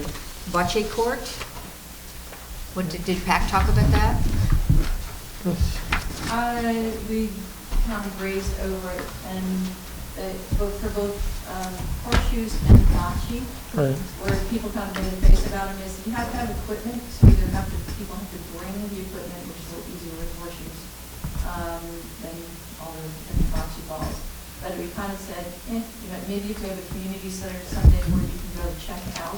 They actually have these machines now in Burlingame at the park that you just put in your credit card and a door opens and you can get the equipment, and then I think it costs you like 75 cents to use. They have all these toys and equipments that you can put in. It's this feature. I think we should look at that, or even if we have somebody that's gonna check on the bathrooms every day, they would go down there and just lock up a box, and if we start losing things, then, it's kind of, but I think that could be the first generation of that, is just something that kind of maybe we don't open it on weekends. And equipments and Yeah. stuff. It's kind of, it's Yeah, I think it'd actually be cool. really cool machine. Maybe we put these on the map, but I'm not sure how much use they get where they are. I mean, I know that one of the parks I go to in Burlingame, there's beautiful bocce courts, and I've never seen anybody. I'll tell you the truth, I feel like all these properties I go to, it's a big thing, adding bocce courts. I don't see as many people playing them. And I think for the cost versus the horseshoes, which would literally be, correct me if I'm wrong, I mean, how much, besides, And the two states. yeah, I mean, that's, But so. the community was much more in favor On of bocce bocce? courts than Okay. they were horseshoes. So I look at what the cost How of- about an area? Can we What- designate an area for it Yeah. and not? There's a bocce league that plays down at Half Moon Bay Golf Links next to Mullins. I mean, what about the big, That is the enthusiast. what about the big wave of cornhole on the coast right now that's taking place? Like, that's where I feel That's like. what you do in the plaza. You set up Yeah, your thing. but that's where I think it's all that same general area, where it's near the picnic tables where you kind of hang out and same All right. go through the motions. One other thing the last thing that I have on this list to talk about that got 47% on the survey, and some of the people in the thing, was a fenced dog park. I'm not sure it's the right place for it, but it's something we should probably talk about since it got. It's interesting, at the workshop, the dog park came in dead last at a -1 score. Yeah. There's not time. But don't, the And- scores at the workshop are and not, you can't really I go know, by I know, them. it says that clearly here. They're But, directional, not perfect. and it was, yeah, but it was a lot more popular, and I think we have to recognize there's a big dog contingent around And we're here. gonna have dogs in this park. Yes. And that's what Well, you want to we- call it. we You want to could- call we it have a to dog consider park, that. or do we just call it a dog section? Because there's going to need to be all the waste things and where everyone goes with their dogs, so we might as well have some element of dog Maybe park we to have, it. one of the things they've been doing is they have a 7 AM to 8 AM is off leash in the park, and the rest of the time you have to have your dog on a leash. That might be an option for this park. There are parks that are working with those sorts of time windows. But something simple too. I mean, it could be as simple as a little run, the narrow space where dogs can just get in and run back and forth for a little bit, while you're right there. So, I mean, it's just another yeah. piece of the park. I mean, I don't want the park to be just full of this, this, and this, but how do we feel about it? What do other people I think? don't want to see it broken up into little fenced areas either. yeah. Yeah. All right, so no on the dog park? But, and, yeah, it says, this is from the survey, low fence, there's a big dog park dog-only park in Burlingame. Right, Yeah, but those are not low fences. no, they aren't, that's true. They're like 10-foot fences, because that's what you need with dogs. So I'd say maybe dog stationing or dog section, am I right? Definitely should have dog waste stations. Yeah, it was- Oh, yeah. People will walk their dogs there. We already People have will them. throw yeah, balls at their and maybe a dogs there. thing, yeah. Yeah. There will be Well, dogs this is there. not a popular thought, I know, but, you know, a lot of parks, dogs are banned. All the county well, they're actually doing, what is it, 4 parks right now, the county is trying out, letting dogs in. I don't know how that will turn out, but, Quarry Park is grandfathered, and Pillar Bluffs is grandfathered for dogs on leash. right. Considering off-leash times or areas. And I think this park has to be, I mean, this is a dog-owning community here, and we Yes. have to make it dogs on leash. And I think, and this is just a use thing, but I could see an early morning off-leash time where people can throw balls for their dogs or something in the mornings that might be a compromise that would work for dog owners, so, I wonder if that will bring the people from the medians who do that every day. yeah. So I think that covers all the things that are on our list that we've proposed, that people have proposed to us. Steve, is there anything else you'd like to hear from us? Multi-sport court, that would just be Oh.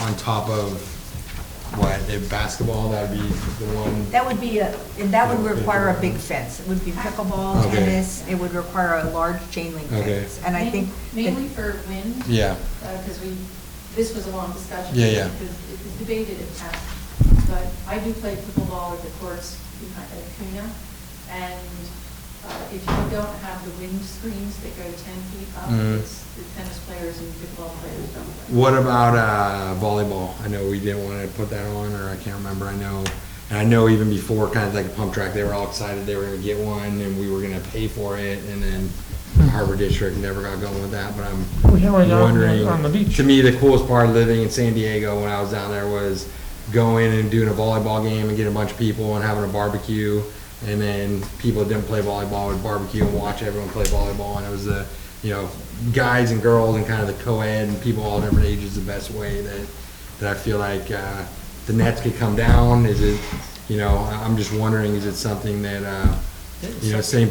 Someone asked us to do that, Matthew, 5 years ago? Yeah, that's what I'm saying. It was gonna be down to Yeah. Harbor District Yeah. space, and we were gonna help They have fund a it. perfect spot. But the Harbor District, Beach it's kind of like Coors Park. Yeah. They kick the can, and it's probably, those kids have all graduated, and that's where, there's still the demand though. And I think, that's why I look at how simple it'd be, 2 trees or whatever, just regulation, Muscle Milk makes the nets, they'll give you for free, that you could take down and put up, and, I feel like it's one of those things where, it could be, maybe a we could have a simple space. lobe of the lawn that had a spot where you could, put the People bring poles Yeah. in or something. Yeah, or even could it be 2 poles and they're tetherball poles, and then it could also be volleyball. Well, I don't think I support a really strong, another paved area for it. Paved. Do or don't? Sand. I don't.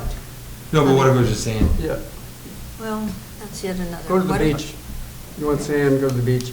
But you play volleyball just fine on grass, Yeah, that's what I'm saying. right?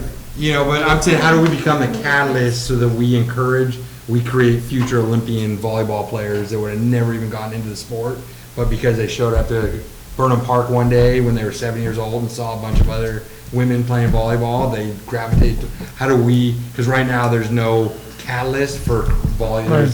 There's nothing going on right now. There's been that talk 5 years ago, but that got pushed, so. They did put up nets at the Harbor Beach, Mhm. and I have seen people out there. I think people bring their own nets now most of the time, Yeah. but there have been nets, and I have seen people. And what's your guys' concern in terms of the space underneath it, the sand or whatever that would be, or the?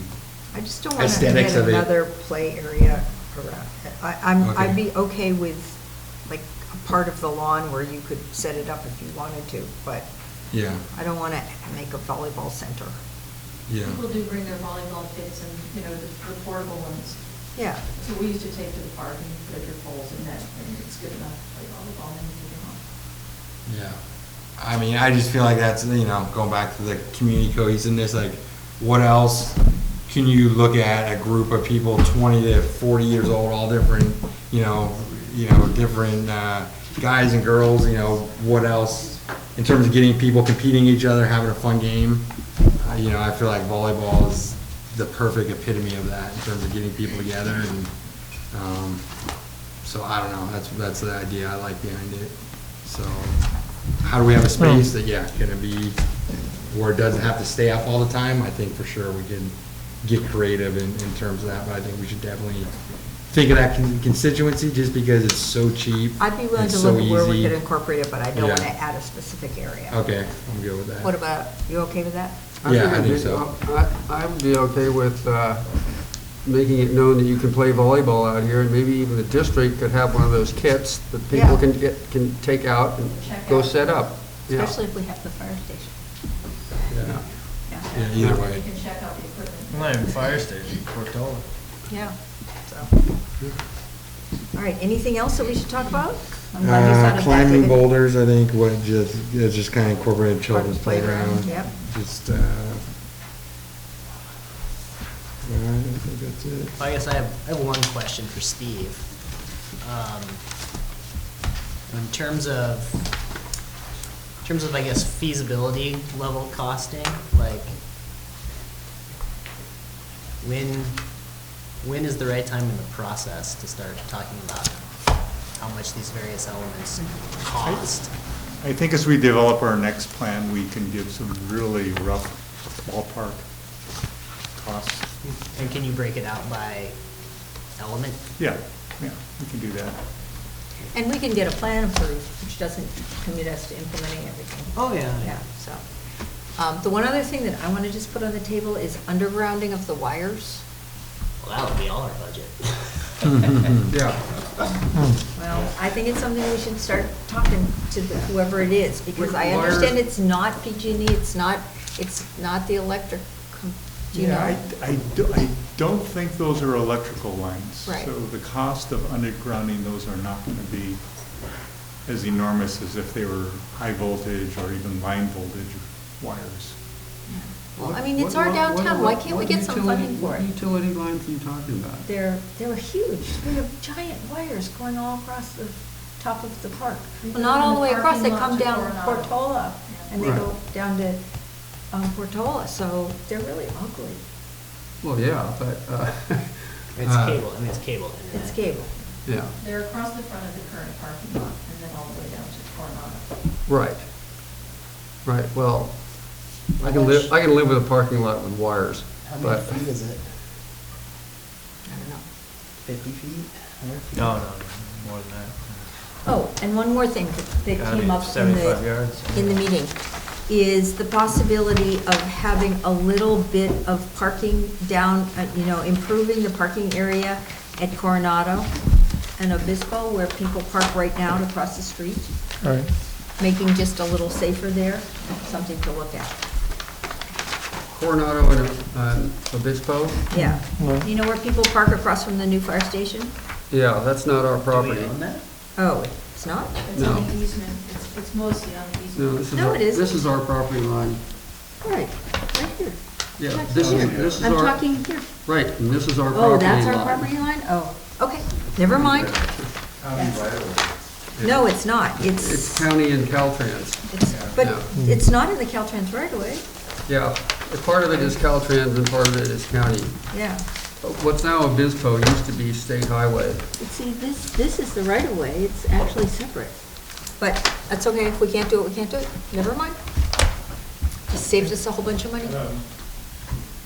Regarding parking, I think the general consensus was that it would remain the same as More or it is less. now? Is that what, We asked for some options. yeah, In terms of size. This is for the size. What about the type in terms of just dirt parking lot versus paved and, We had Yeah. data on that. Yeah. do we have a consensus in terms of what it needs to be? I think it's as I'd is, more like or to- less. I'd like to ask our council, I think it's that's a ad hoc parking lot that just developed, when the Harbor District owned the property, they had just let it develop there, and they let people spread extra gravel, et cetera, and now we have that ad hoc, but not legal, not zoned parking lot. What happens, and it's a mess, it has huge puddles in the winter, And so if we go grade it flat and put in a better surface, because that'll require permits and, yeah, the county might well say, well, this is EG zone, I don't think that's one of the listed uses. Yeah, I think it'd be best for you to plan everything out, figure out what you want. And then we're I gonna have to think- go do consultation. Yeah. Yeah. With the county, sure. Yeah, but- because there are all kinds of unintended consequences by. Right, yeah. But in fact, the consensus strongly is that the parking lot needs to stay there, but I sure would like to see it improved. It just, And the you know. community wants You're paved talking parking. about as part of the park, Yes. not independent of. Well, it's in the park property, yeah. Yeah. Yeah. But part of the park, right. There is some Yeah. flexibility for the same amount of parking to maybe be scattered. Yeah, I a think little more, wherever makes the spread most out a sense. little more. And I think maybe put the restroom in there and have parking to offset that somewhere else, and have the same amount of parking. He's gonna give us some alternatives. But I wanted to clarify, because a good portion of the existing lot is on the Caltrans Highway 1 right-of-way. So Yeah. when you say retain. Just our part.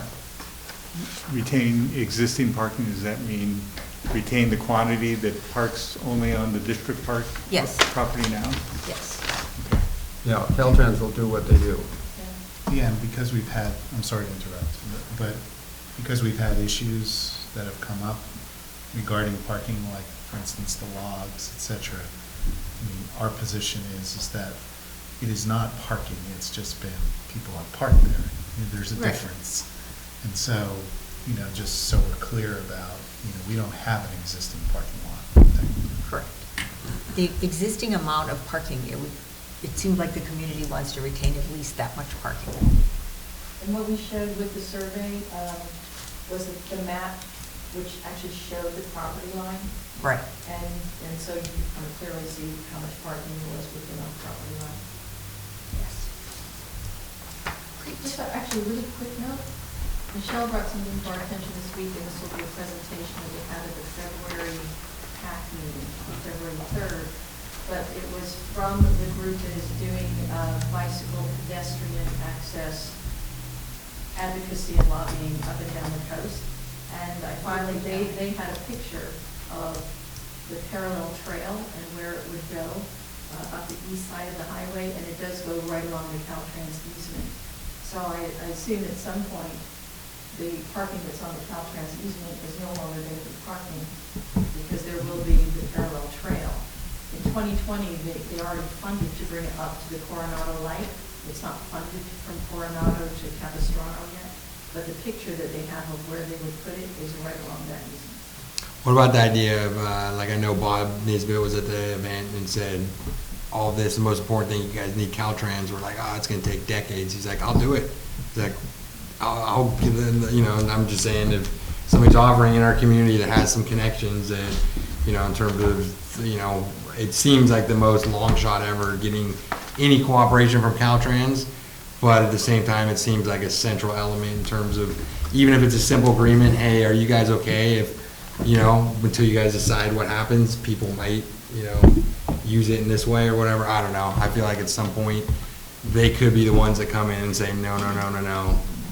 At the very end, when we have the perfect plan, they're like, that's not gonna work. You guys are gonna have to move all that stuff 20 feet that way, and I just feel like they kind of hold they hold a lot of the cards in terms of ultimately saying that because of future expansion issues and safety and other things, we can't do whatever we might potentially want to do. David, that's why we're proposing Yeah. to come up with a next iteration. Okay, hey, I'm just throwing out, And then do, because I remember. then do consultation. Yeah, It's okay. Yeah. It's the concept of what we're gonna do next is go to the county, go to Caltrans, go to what other, Okay. other. And so maybe that is a committee that we might need specifically for that, to navigate that, and that is somebody that stepped up and offered that might be, so. Nancy, we have access to that now? Yes, I can get it for you. Michelle, it's in the presentation, Michelle. All right, Great, this is so Good. exciting. Everyone, great Yeah. job. Sounds like progress. Yes.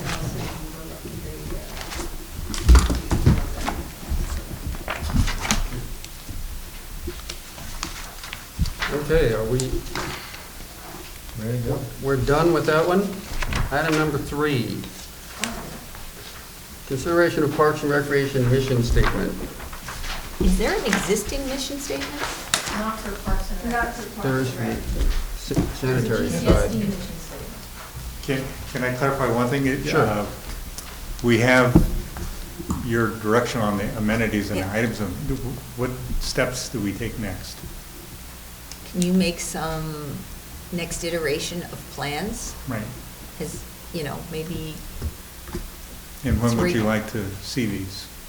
next meeting? No, I mean, When is your realistically, next meeting? no, come on, realistically, it might take a January would be okay. couple months. And Yeah. I assume you Is that can work realistic? with Chuck to do whatever revisions to the contract are necessary. Okay. So maybe realistically though, with holiday, Thanksgiving, and then and then maybe some, do you think you might need until February, March to really do something that wouldn't be rushing it at all? We could get it done by the next meeting. We'd be pushing it. Well, no, I think No, but- if necessary, come to us the next meeting with any additional questions. Okay, that could be good, yeah. But we could, do you have a January meeting? Yes. But maybe that could be a good idea, you just come with the plan kind of in your head, asking us the questions without actually getting, because that could be a good, without actually seeing and getting too into those details, you kind of, massaging some of the issues Well, that. what we can do is we can start developing ideas and have rough outlines Yeah, of different concepts and review that with the subcommittee. Is Okay. the subcommittee still going to stay intact? yeah, I think so. Is it- Yeah. Up to you. So we might be able to do Yeah, that just- next month. Yeah, Yeah, come up That'd with be it, yeah, great. just send it to those two and me. Okay. okay. Great. See what we can Thank do. you. Thank Yeah, you. Thank you. Thank you very much, actually. Thank you.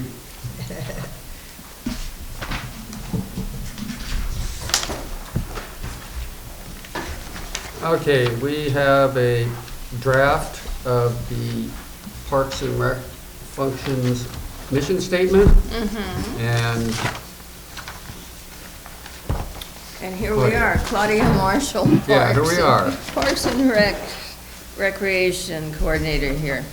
Since GCSD has created the Parks and Rec group, me, as a separate entity, I felt that it was only appropriate that it have its own mission statement.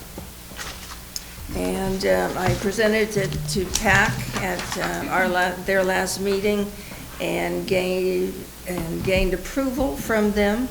And Parks and Recreation's mission is to serve GCSD's community with thoughtful development of parks and provision of recreational activities for residents of all ages and abilities, and to do so with a dedicated focus on steadfast environmental stewardship. And I think that, those aspects of that that statement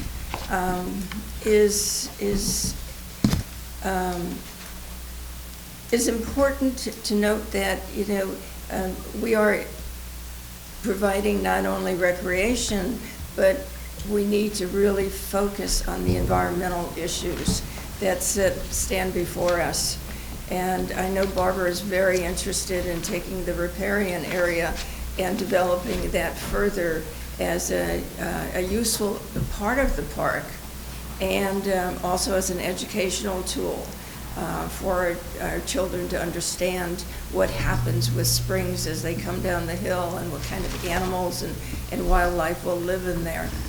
And so, the stewardship, I think, of this department extends to those types of areas as well.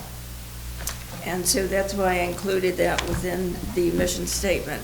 So I'm asking the board to approve that mission statement for Parks and Rec.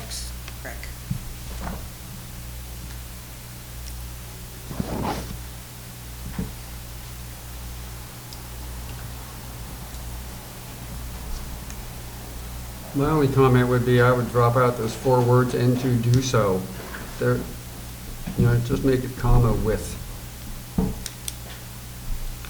I was just gonna have my only input just in terms of how we're different and even how this came about in terms of the county kind of overlooking, just the idea of either the word provision of recreational activities for local residents of all ages, or just keep everything the same and do so with a dedicated focus on steadfast environmental stewardship, local input, and because I do feel like that is one of the elements that this all came to fruition, is that the kind of the locals, those uses, the county has a different vision than what locals have. And I think that's kind of where this all came about in terms of that, those needs. But either way, I think the gist of it is, I think that's good. I think that's covered with the reference to serving our community. Okay. I think it reads really nicely. Matthew's wordsmithing suggestion sounds good, but otherwise. I might take out steadfast, because I'm not sure quite what that means in this. I think with a dedicated focus on environmental stewardship I agree, that's a really important thing to say. Problem with that. And how about at the top there, Claudia, to address David's thing? I think it is there in community, but how about mission is to serve the GCSD local community with thoughtful development parks? Well, GCSD's community is our local community. I know it's redundant, sometimes I like to do that. Totally redundant. I like to do that sometimes. I might say the GCSD community. Right, I had already gone there, Yeah. So just Okay. take the apostrophe away? yeah. Yeah, put the GCSD. And I like the thoughtful part, that's really good, because I think that gets to what David's talking about too, just like, not just. All right, everybody good with that? Do we need a motion to approve it? Sure do. I so move. Second. So just to clarify, the change we have made is to serve the GCSD community. Right. And, okay, thank you. And he's going to take out "and to do so" and take out steadfast.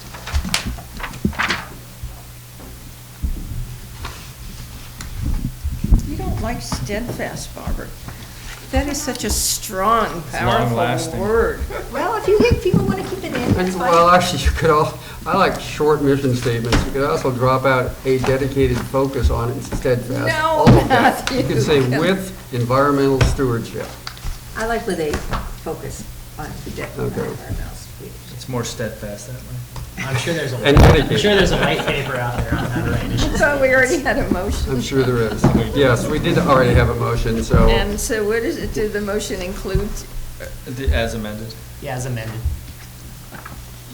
Which So can I read? like this, right? Yes. Oh, but I instead. have markups if you need them. Yeah, okay. Okay, we have a motion and a second and on the marked up mission statement. All those in favor? Aye. Aye. Did you vote, Dave? Aye. Okay, 5-0. And thank you. You're welcome. Okay. You're still up, Claudia. Yes, I am. Item number 4, consideration of winter 2020 recreation courses. So, I was looking at the amount of time that this room is actually utilized on a daily basis, daytime, not evening, because it is used quite often in the evening hours, but daytime, the design review group uses it monthly. But that's it. And so, this room is sitting empty day after day after day. So, why not utilize it? And so my thought was to take a list, to create a list, compile a list, if you will, from last year's courses, last summer's courses, some course material that I thought we could add in, and then PAC gave me additional suggestions. And so I would like to take the suggested courses and open them up for discussion and to see if you have any courses you'd like to add. But first and foremost, I'm asking for approval for a winter-spring session of courses here through Parks and Rec. I think it's great. Yeah, I mean, I feel like it's on the people. I mean, these people are willing to step up and do it. I think, Yeah, we're thankful I mean, for it, and that's, Why not? yeah, what can we complain about? And change mine to community walks, because I can do a nature walk, and I could probably get somebody to do a birding walk. So, Okay. so we can have a once-a-month walk. I can commit to that. Cool. Some Right. kind of walk. Yeah. Yeah, I'm all for this. Yeah, let's do it. And maybe we do a history walk just focused on the railroad. So how do you want to proceed with it? Have her, is this finalized? Or? Well, if you have any additions to courses that, that you think are potential, I would investigate them. I mean, what about a holiday decorating little night? Well, the problem is that, then you bring in materials, you bring in glue, then it becomes a craft room. Okay. And I think we want to avoid that. And all I'm thinking of is I look at the after-school drawing class for 3rd to 5th graders. I feel like that's such a narrow group. It might be limited, that if we could somehow open that up to where there's a bigger target, something like that's where I feel like a holiday night where, and even if it was just coloring pictures or whatever, where you could bring your kid by, have some hot chocolate, color in have them color a Christmas thing and whatever else. And, I think, I don't think this is going to start till January. Yeah, I don't know. I'm just We could looking do at some opening it up. February. Yeah. Kids night. It's up to you guys in terms Family of the night at people. GCSD. Yeah. Do you coordinate this with PAC? Yes, Okay. yeah. Or the So movie then night, I'd huh? suggest if you all have any Yeah, courses you want to add in, send it to Yeah. Claudia and Nancy and yeah. Claudia. I'm not Nancy Nancy's Claudia. glad we have Claudia. Just send it to Nancy till the Yeah. end of the year anyway. It'll brighten your Christmas. And if it's a good idea, they're gonna be like, you could be the instructor. Hey, so send them to Claudia. Yes, and I would say that if you find other things that work, run them by Chuck. And I think it seems great. Okay. Maybe a more general theme, because as Claudia looks for instructors, then there's the next idea or another one comes up. So Yeah. we can kind of have the flexibility to say, if it's doable, we can do it in this room, and it's kind of in the same vein as these things, then it would be nice to have the flexibility to add. Yeah. It helps us build. We don't want to wait a month. And we a can month do on another this. mailer Right. to our community with information about what we're doing, which Mhm. is always a good thing, and another recreation thing. I think that's a way to show people that we're active and doing stuff. With the signups that we got on the survey where we asked people if they wanted things, how many people are on the Parks and Rec email list now? It's more than 100 now. Yeah, it is, I think it's 120 or something like that on the email list, yeah. We had about 50 before the survey, so. And did we put all the people who signed the waivers onto the list? No, well, I can't remember on the waivers if we said, do you want? I think you have to ask. Yeah, but, And then Delia, We should add that to our waivers. and then Yeah. doesn't Delia have her original list? Is that part of that? She said for a year, that includes all that? Okay. That's a lot of people who just say, no, I don't want any more. Yeah. Claudia, are there any courses that, from the previous sessions that were well attended that are not on here? no. CTR and Rosen were the best attended. Great. In summer, and the C4. Yeah. And I will say that some of these will be free, like the CPR, AED, classes that Michelle, Rosen Movement, for example, is a drop-in, and you pay a minimal fee to Kate O'Shea for that. I think it's a $5 or $10 drop-in fee. The ones that haven't been developed yet, well, adaptive cycling, for example, that the cost for that was over $500. To us, we paid for that. And I talked with Half Moon Bay's rec coordinator, And he's interested in doing a concerted effort with us where maybe we could do one here and they would advertise it there and we would share the cost if half of the people or however many people came from Half Moon Bay versus our population. And then the next time we would do it in Half Moon Bay and we would do the same type of cooperative effort because it is quite expensive. When I talked to Patrick about that, he said, you know, it's tough because BORP is so, that's the parent organization, they are so over-committed that, and he was lucky to get it here, and it took him 4 months. And so it's not going to happen often, but if we could get it scheduled like 3 times a year or 4 times a year, I think it would be well worth doing, particularly if we could do it in collaboration with Half Moon Bay. It'd be nice to have, see if the fire department would do a class on how to protect their house. Oh, that's a Well, good idea. The neighborhood preparedness groups associated with CERT are going to be doing, the El Granada group is going to be doing monthly classes starting in January. They'll be doing them. Maybe we could coordinate. At the new, well, they're having their meetings here the first Monday of every month or second Monday of every month.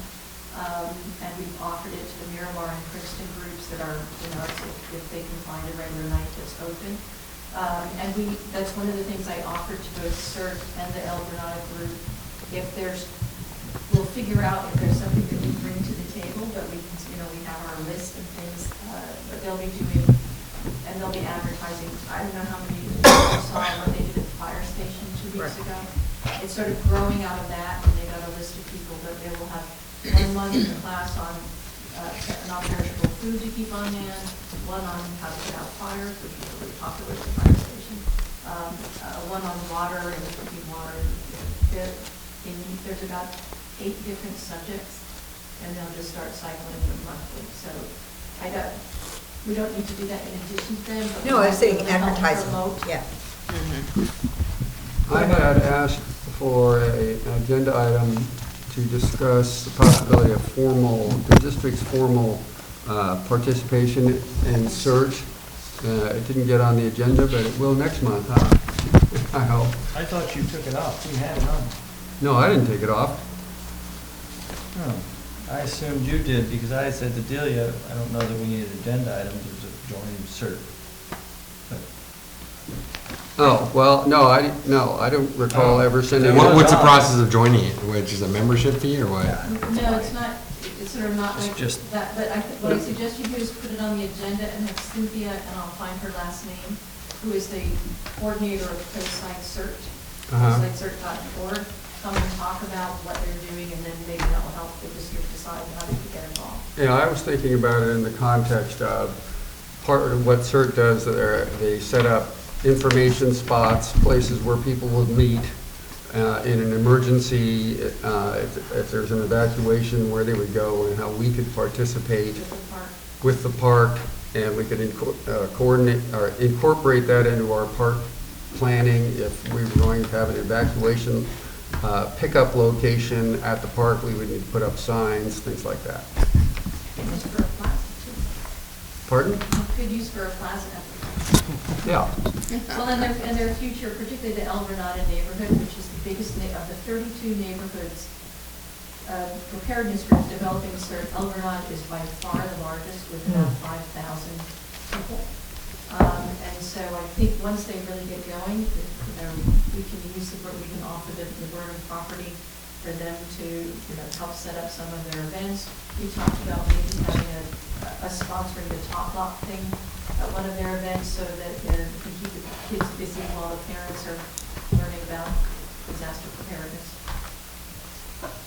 Yeah, and we may need a committee, a liaison with two liaisons with the coastal CERT. Okay. No, I'll make sure it's on next week. Sorry about that. Can I wrap up on the winter session? Pardon? Yes, Can I please. wrap up Oh, on sorry, the yes. winter session? Yeah. Interrupted. I just wanted to say that scheduling wise, I would like to use what's left of this month and December to try to pull things together and to get input from the community as to if they'd like to see more than what is being suggested, and then to find the instructors. And hopefully we could start sometime in February. So that's my target.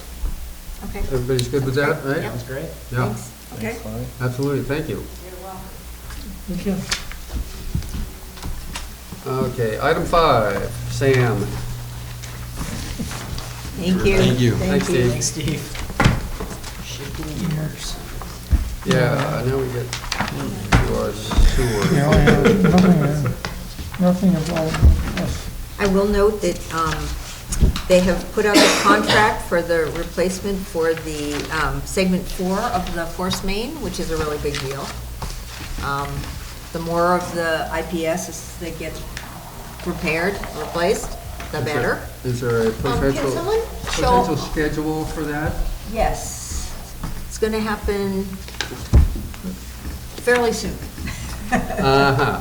Can I ask about, go ahead. Chuck, can you show us where section 4 is? Is it on, I think it's on this map, right? Or it's the, section 4 of the IPS is the part that goes right from Half Moon Bay, right next to Half Moon Bay, is that right? Well, it breaks the gravity before that. Do that. Yes, but it's last, Essentially. somewhere,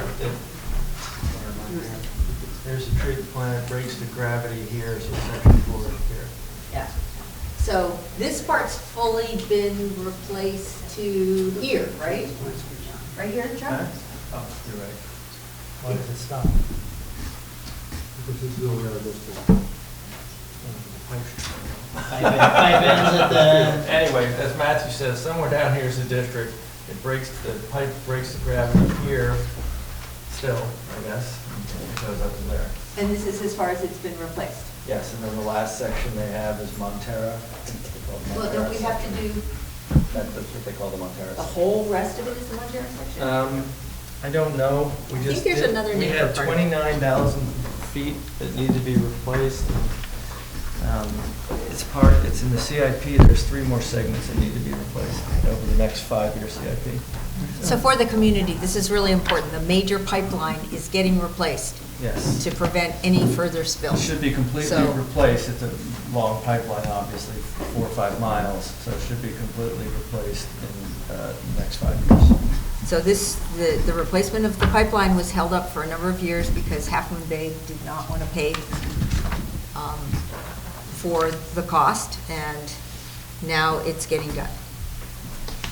Okay, yes, That's a big deal, I yes. think. And then they've also had I have to say that the people at SAM have worked very hard recently during the blackout. They had to be there 24 hours a day, and, just to keep an eye on the generator and everything else. And they've also had a terrible time with the digester, and had to have all kinds of emergency stuff, again, requiring them to be there at all hours of the day or night. So They had a fire, they had to replace the fire as well. the fire Yeah. system.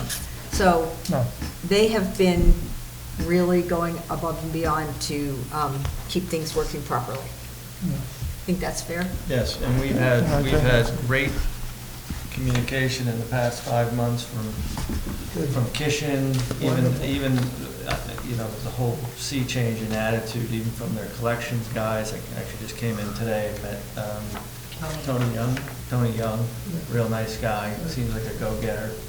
The communication level has just ramped up. Today we had our meeting with Kishin and Dan Childs and the member agencies. We had a great discussion about collections and how we can help improve that and what information we need and what they can provide us, and the systems that are now in place. So a lot of good news.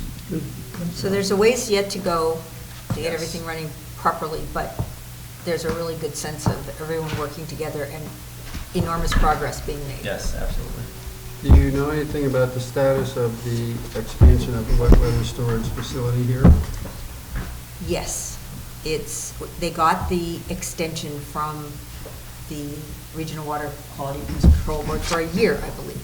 A year, oh, wow, good. And now they're going to be reformatting it and going back out to bid. But I am not clear, and I'll find out on Monday's meeting.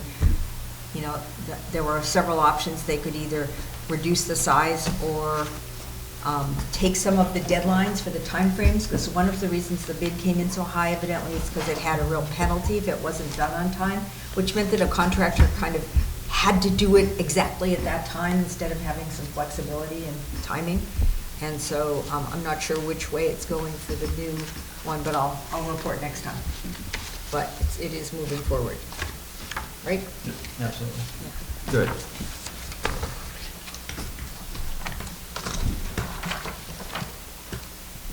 Okay. Is that it for Sam? I think so.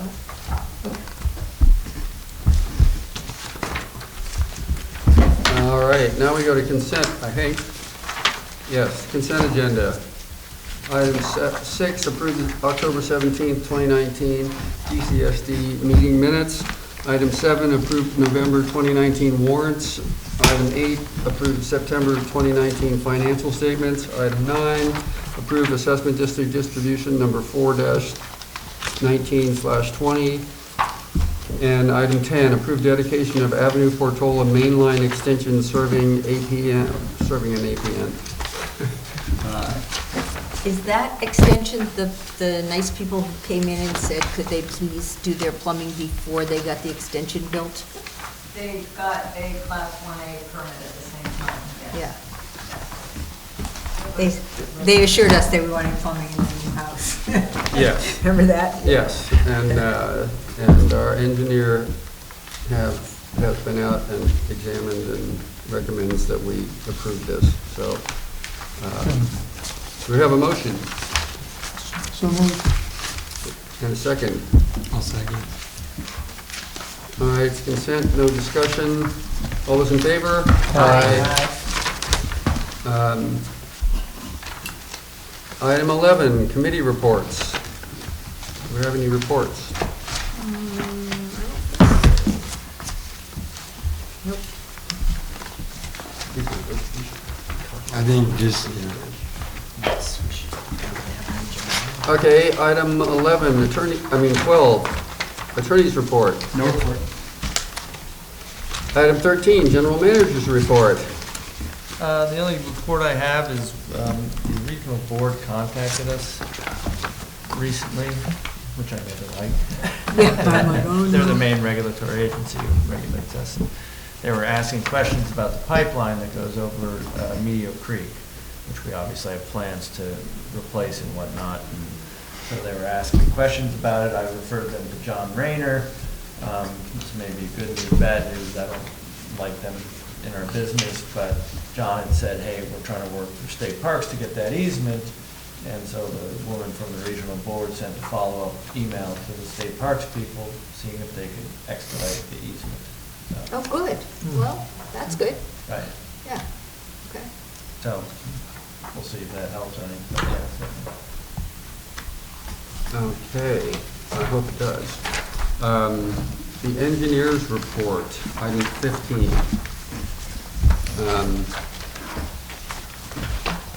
And since, There's no, I missed the administrative staff report, sorry. I just Julia? want to mention that the second sign came in for the skateboard ramp. I gave it to Tim West yesterday, and I think I don't know if he put it up yet. Okay, but- how about the other signs? The other signs, well, I still have to figure out the language that we need to have on the other signs, and I'm not even sure what we have out there. I have to look again, because I thought we did not have a no overnight parking sign. But Director Dye said that we did, so I'm Yeah, not there sure is if we one do out or we there. don't. No There- overnight. Yes, there's one out there. Oh, there is. Oh, you said that. Yeah. So, but I've had complaints about the RVs that are parking out there. Apparently, they're trashing, leaving garbage and using the shrubs as a restroom. And so some of the skateboard people are upset about the RVs right now. So I will be addressing. well, it's nice the skateboard people are looking out for They us. do, they care a lot, and they Yeah. pick up a lot of garbage out there as well. So, and of course, we moved the can over from the original location over closer to the new ramp, so. And as you know, or two of you know, the Tucker Construction will be coming out to do the cleanup of the abandoned homeless encampment that's more deep inside the riparian area on the property. That will happen right after Thanksgiving. And then after that, we're doing a walk with the RCD. How much stuff is down there? It's pretty gross. I can show you the pictures. Like- It's a tent and trash and, all kinds of junk, basically. It's pretty bad.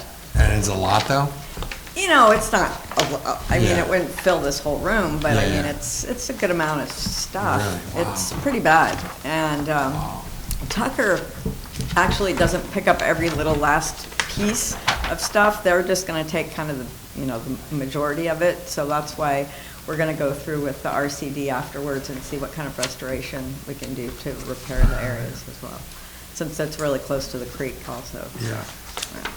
So that'll happen the first week in December. That's it. Okay, item 15, engineers report. John Rayner is continuing work, coordinating with the county on their new bridge over Murata Creek as well as state parks. And he is beginning the process of design for the CIP. that we discussed 2 years Chuck, ago. you probably haven't seen 2 months this, but the CASA, well, we're going to talk about this in closed. Let's do that.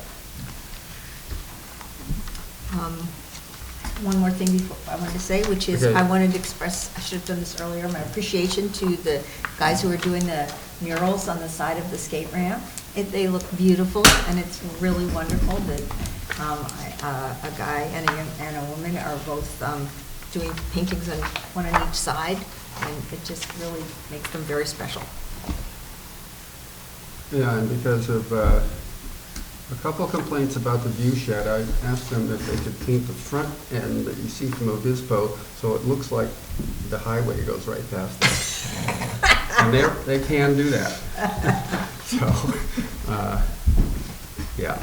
And can we, actually, well, I don't know if we need to now, never mind. Okay, future agenda items. So we're gonna add the cert.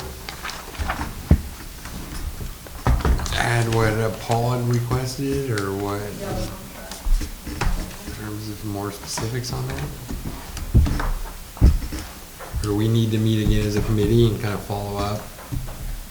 Because last time we met, we were all excited, and as soon as we got home, we got an email kind of bursting our bubble, so maybe. Well, it should be on the agenda, we should talk about it, because I think we should probably send a letter. Yeah. Well, talking about future agendas, our next meeting is scheduled for the 19th of December. Will we have a quorum for people I'll be be here? here. I'll probably be around. Yeah. Is there anything particular that needs? Well, if Steve's going to be ready to Okay. come back to us, I'd really like to keep the Burnham process moving. I don't think he'll have things done, but he Yeah. might want to come back and, just talk about some issues with us. Yeah, and I feel like it'd probably be better if he didn't have anything done, more of just in his head, kind of bringing back some of the discussions that we had, kind Yeah, of more well, detailed. remember, he said he was gonna do interim stuff with the committee and wouldn't show us anything till January. Yeah, but she's saying December, have Yeah, a no, I more understand, detailed. yeah. Yeah. So, yeah, I would say I'm open. I didn't want people to think he Yeah, was yeah. preparing something. Yeah. Okay, so we will have a December meeting, which is. Unless it gets canceled closer. Right, let's not cancel Yeah. it today. If Okay. there's nothing on the agenda, maybe we'll still cancel it, but, Yeah. does that make sense? Yes. Yeah, I think so. Since Matthew and I set the agenda. We'll see how Christmas. See how you're how Christmas feeling? shopping's going. I'll send you a Yeah. jettison list. Okay, that gets us through. I'm going to adjourn the regular meeting. To close session. Right, well, I was going to say reconvene, is that? No, we're adjourning the regular meeting and reconvening the special meeting. Right, that's what I was going to say.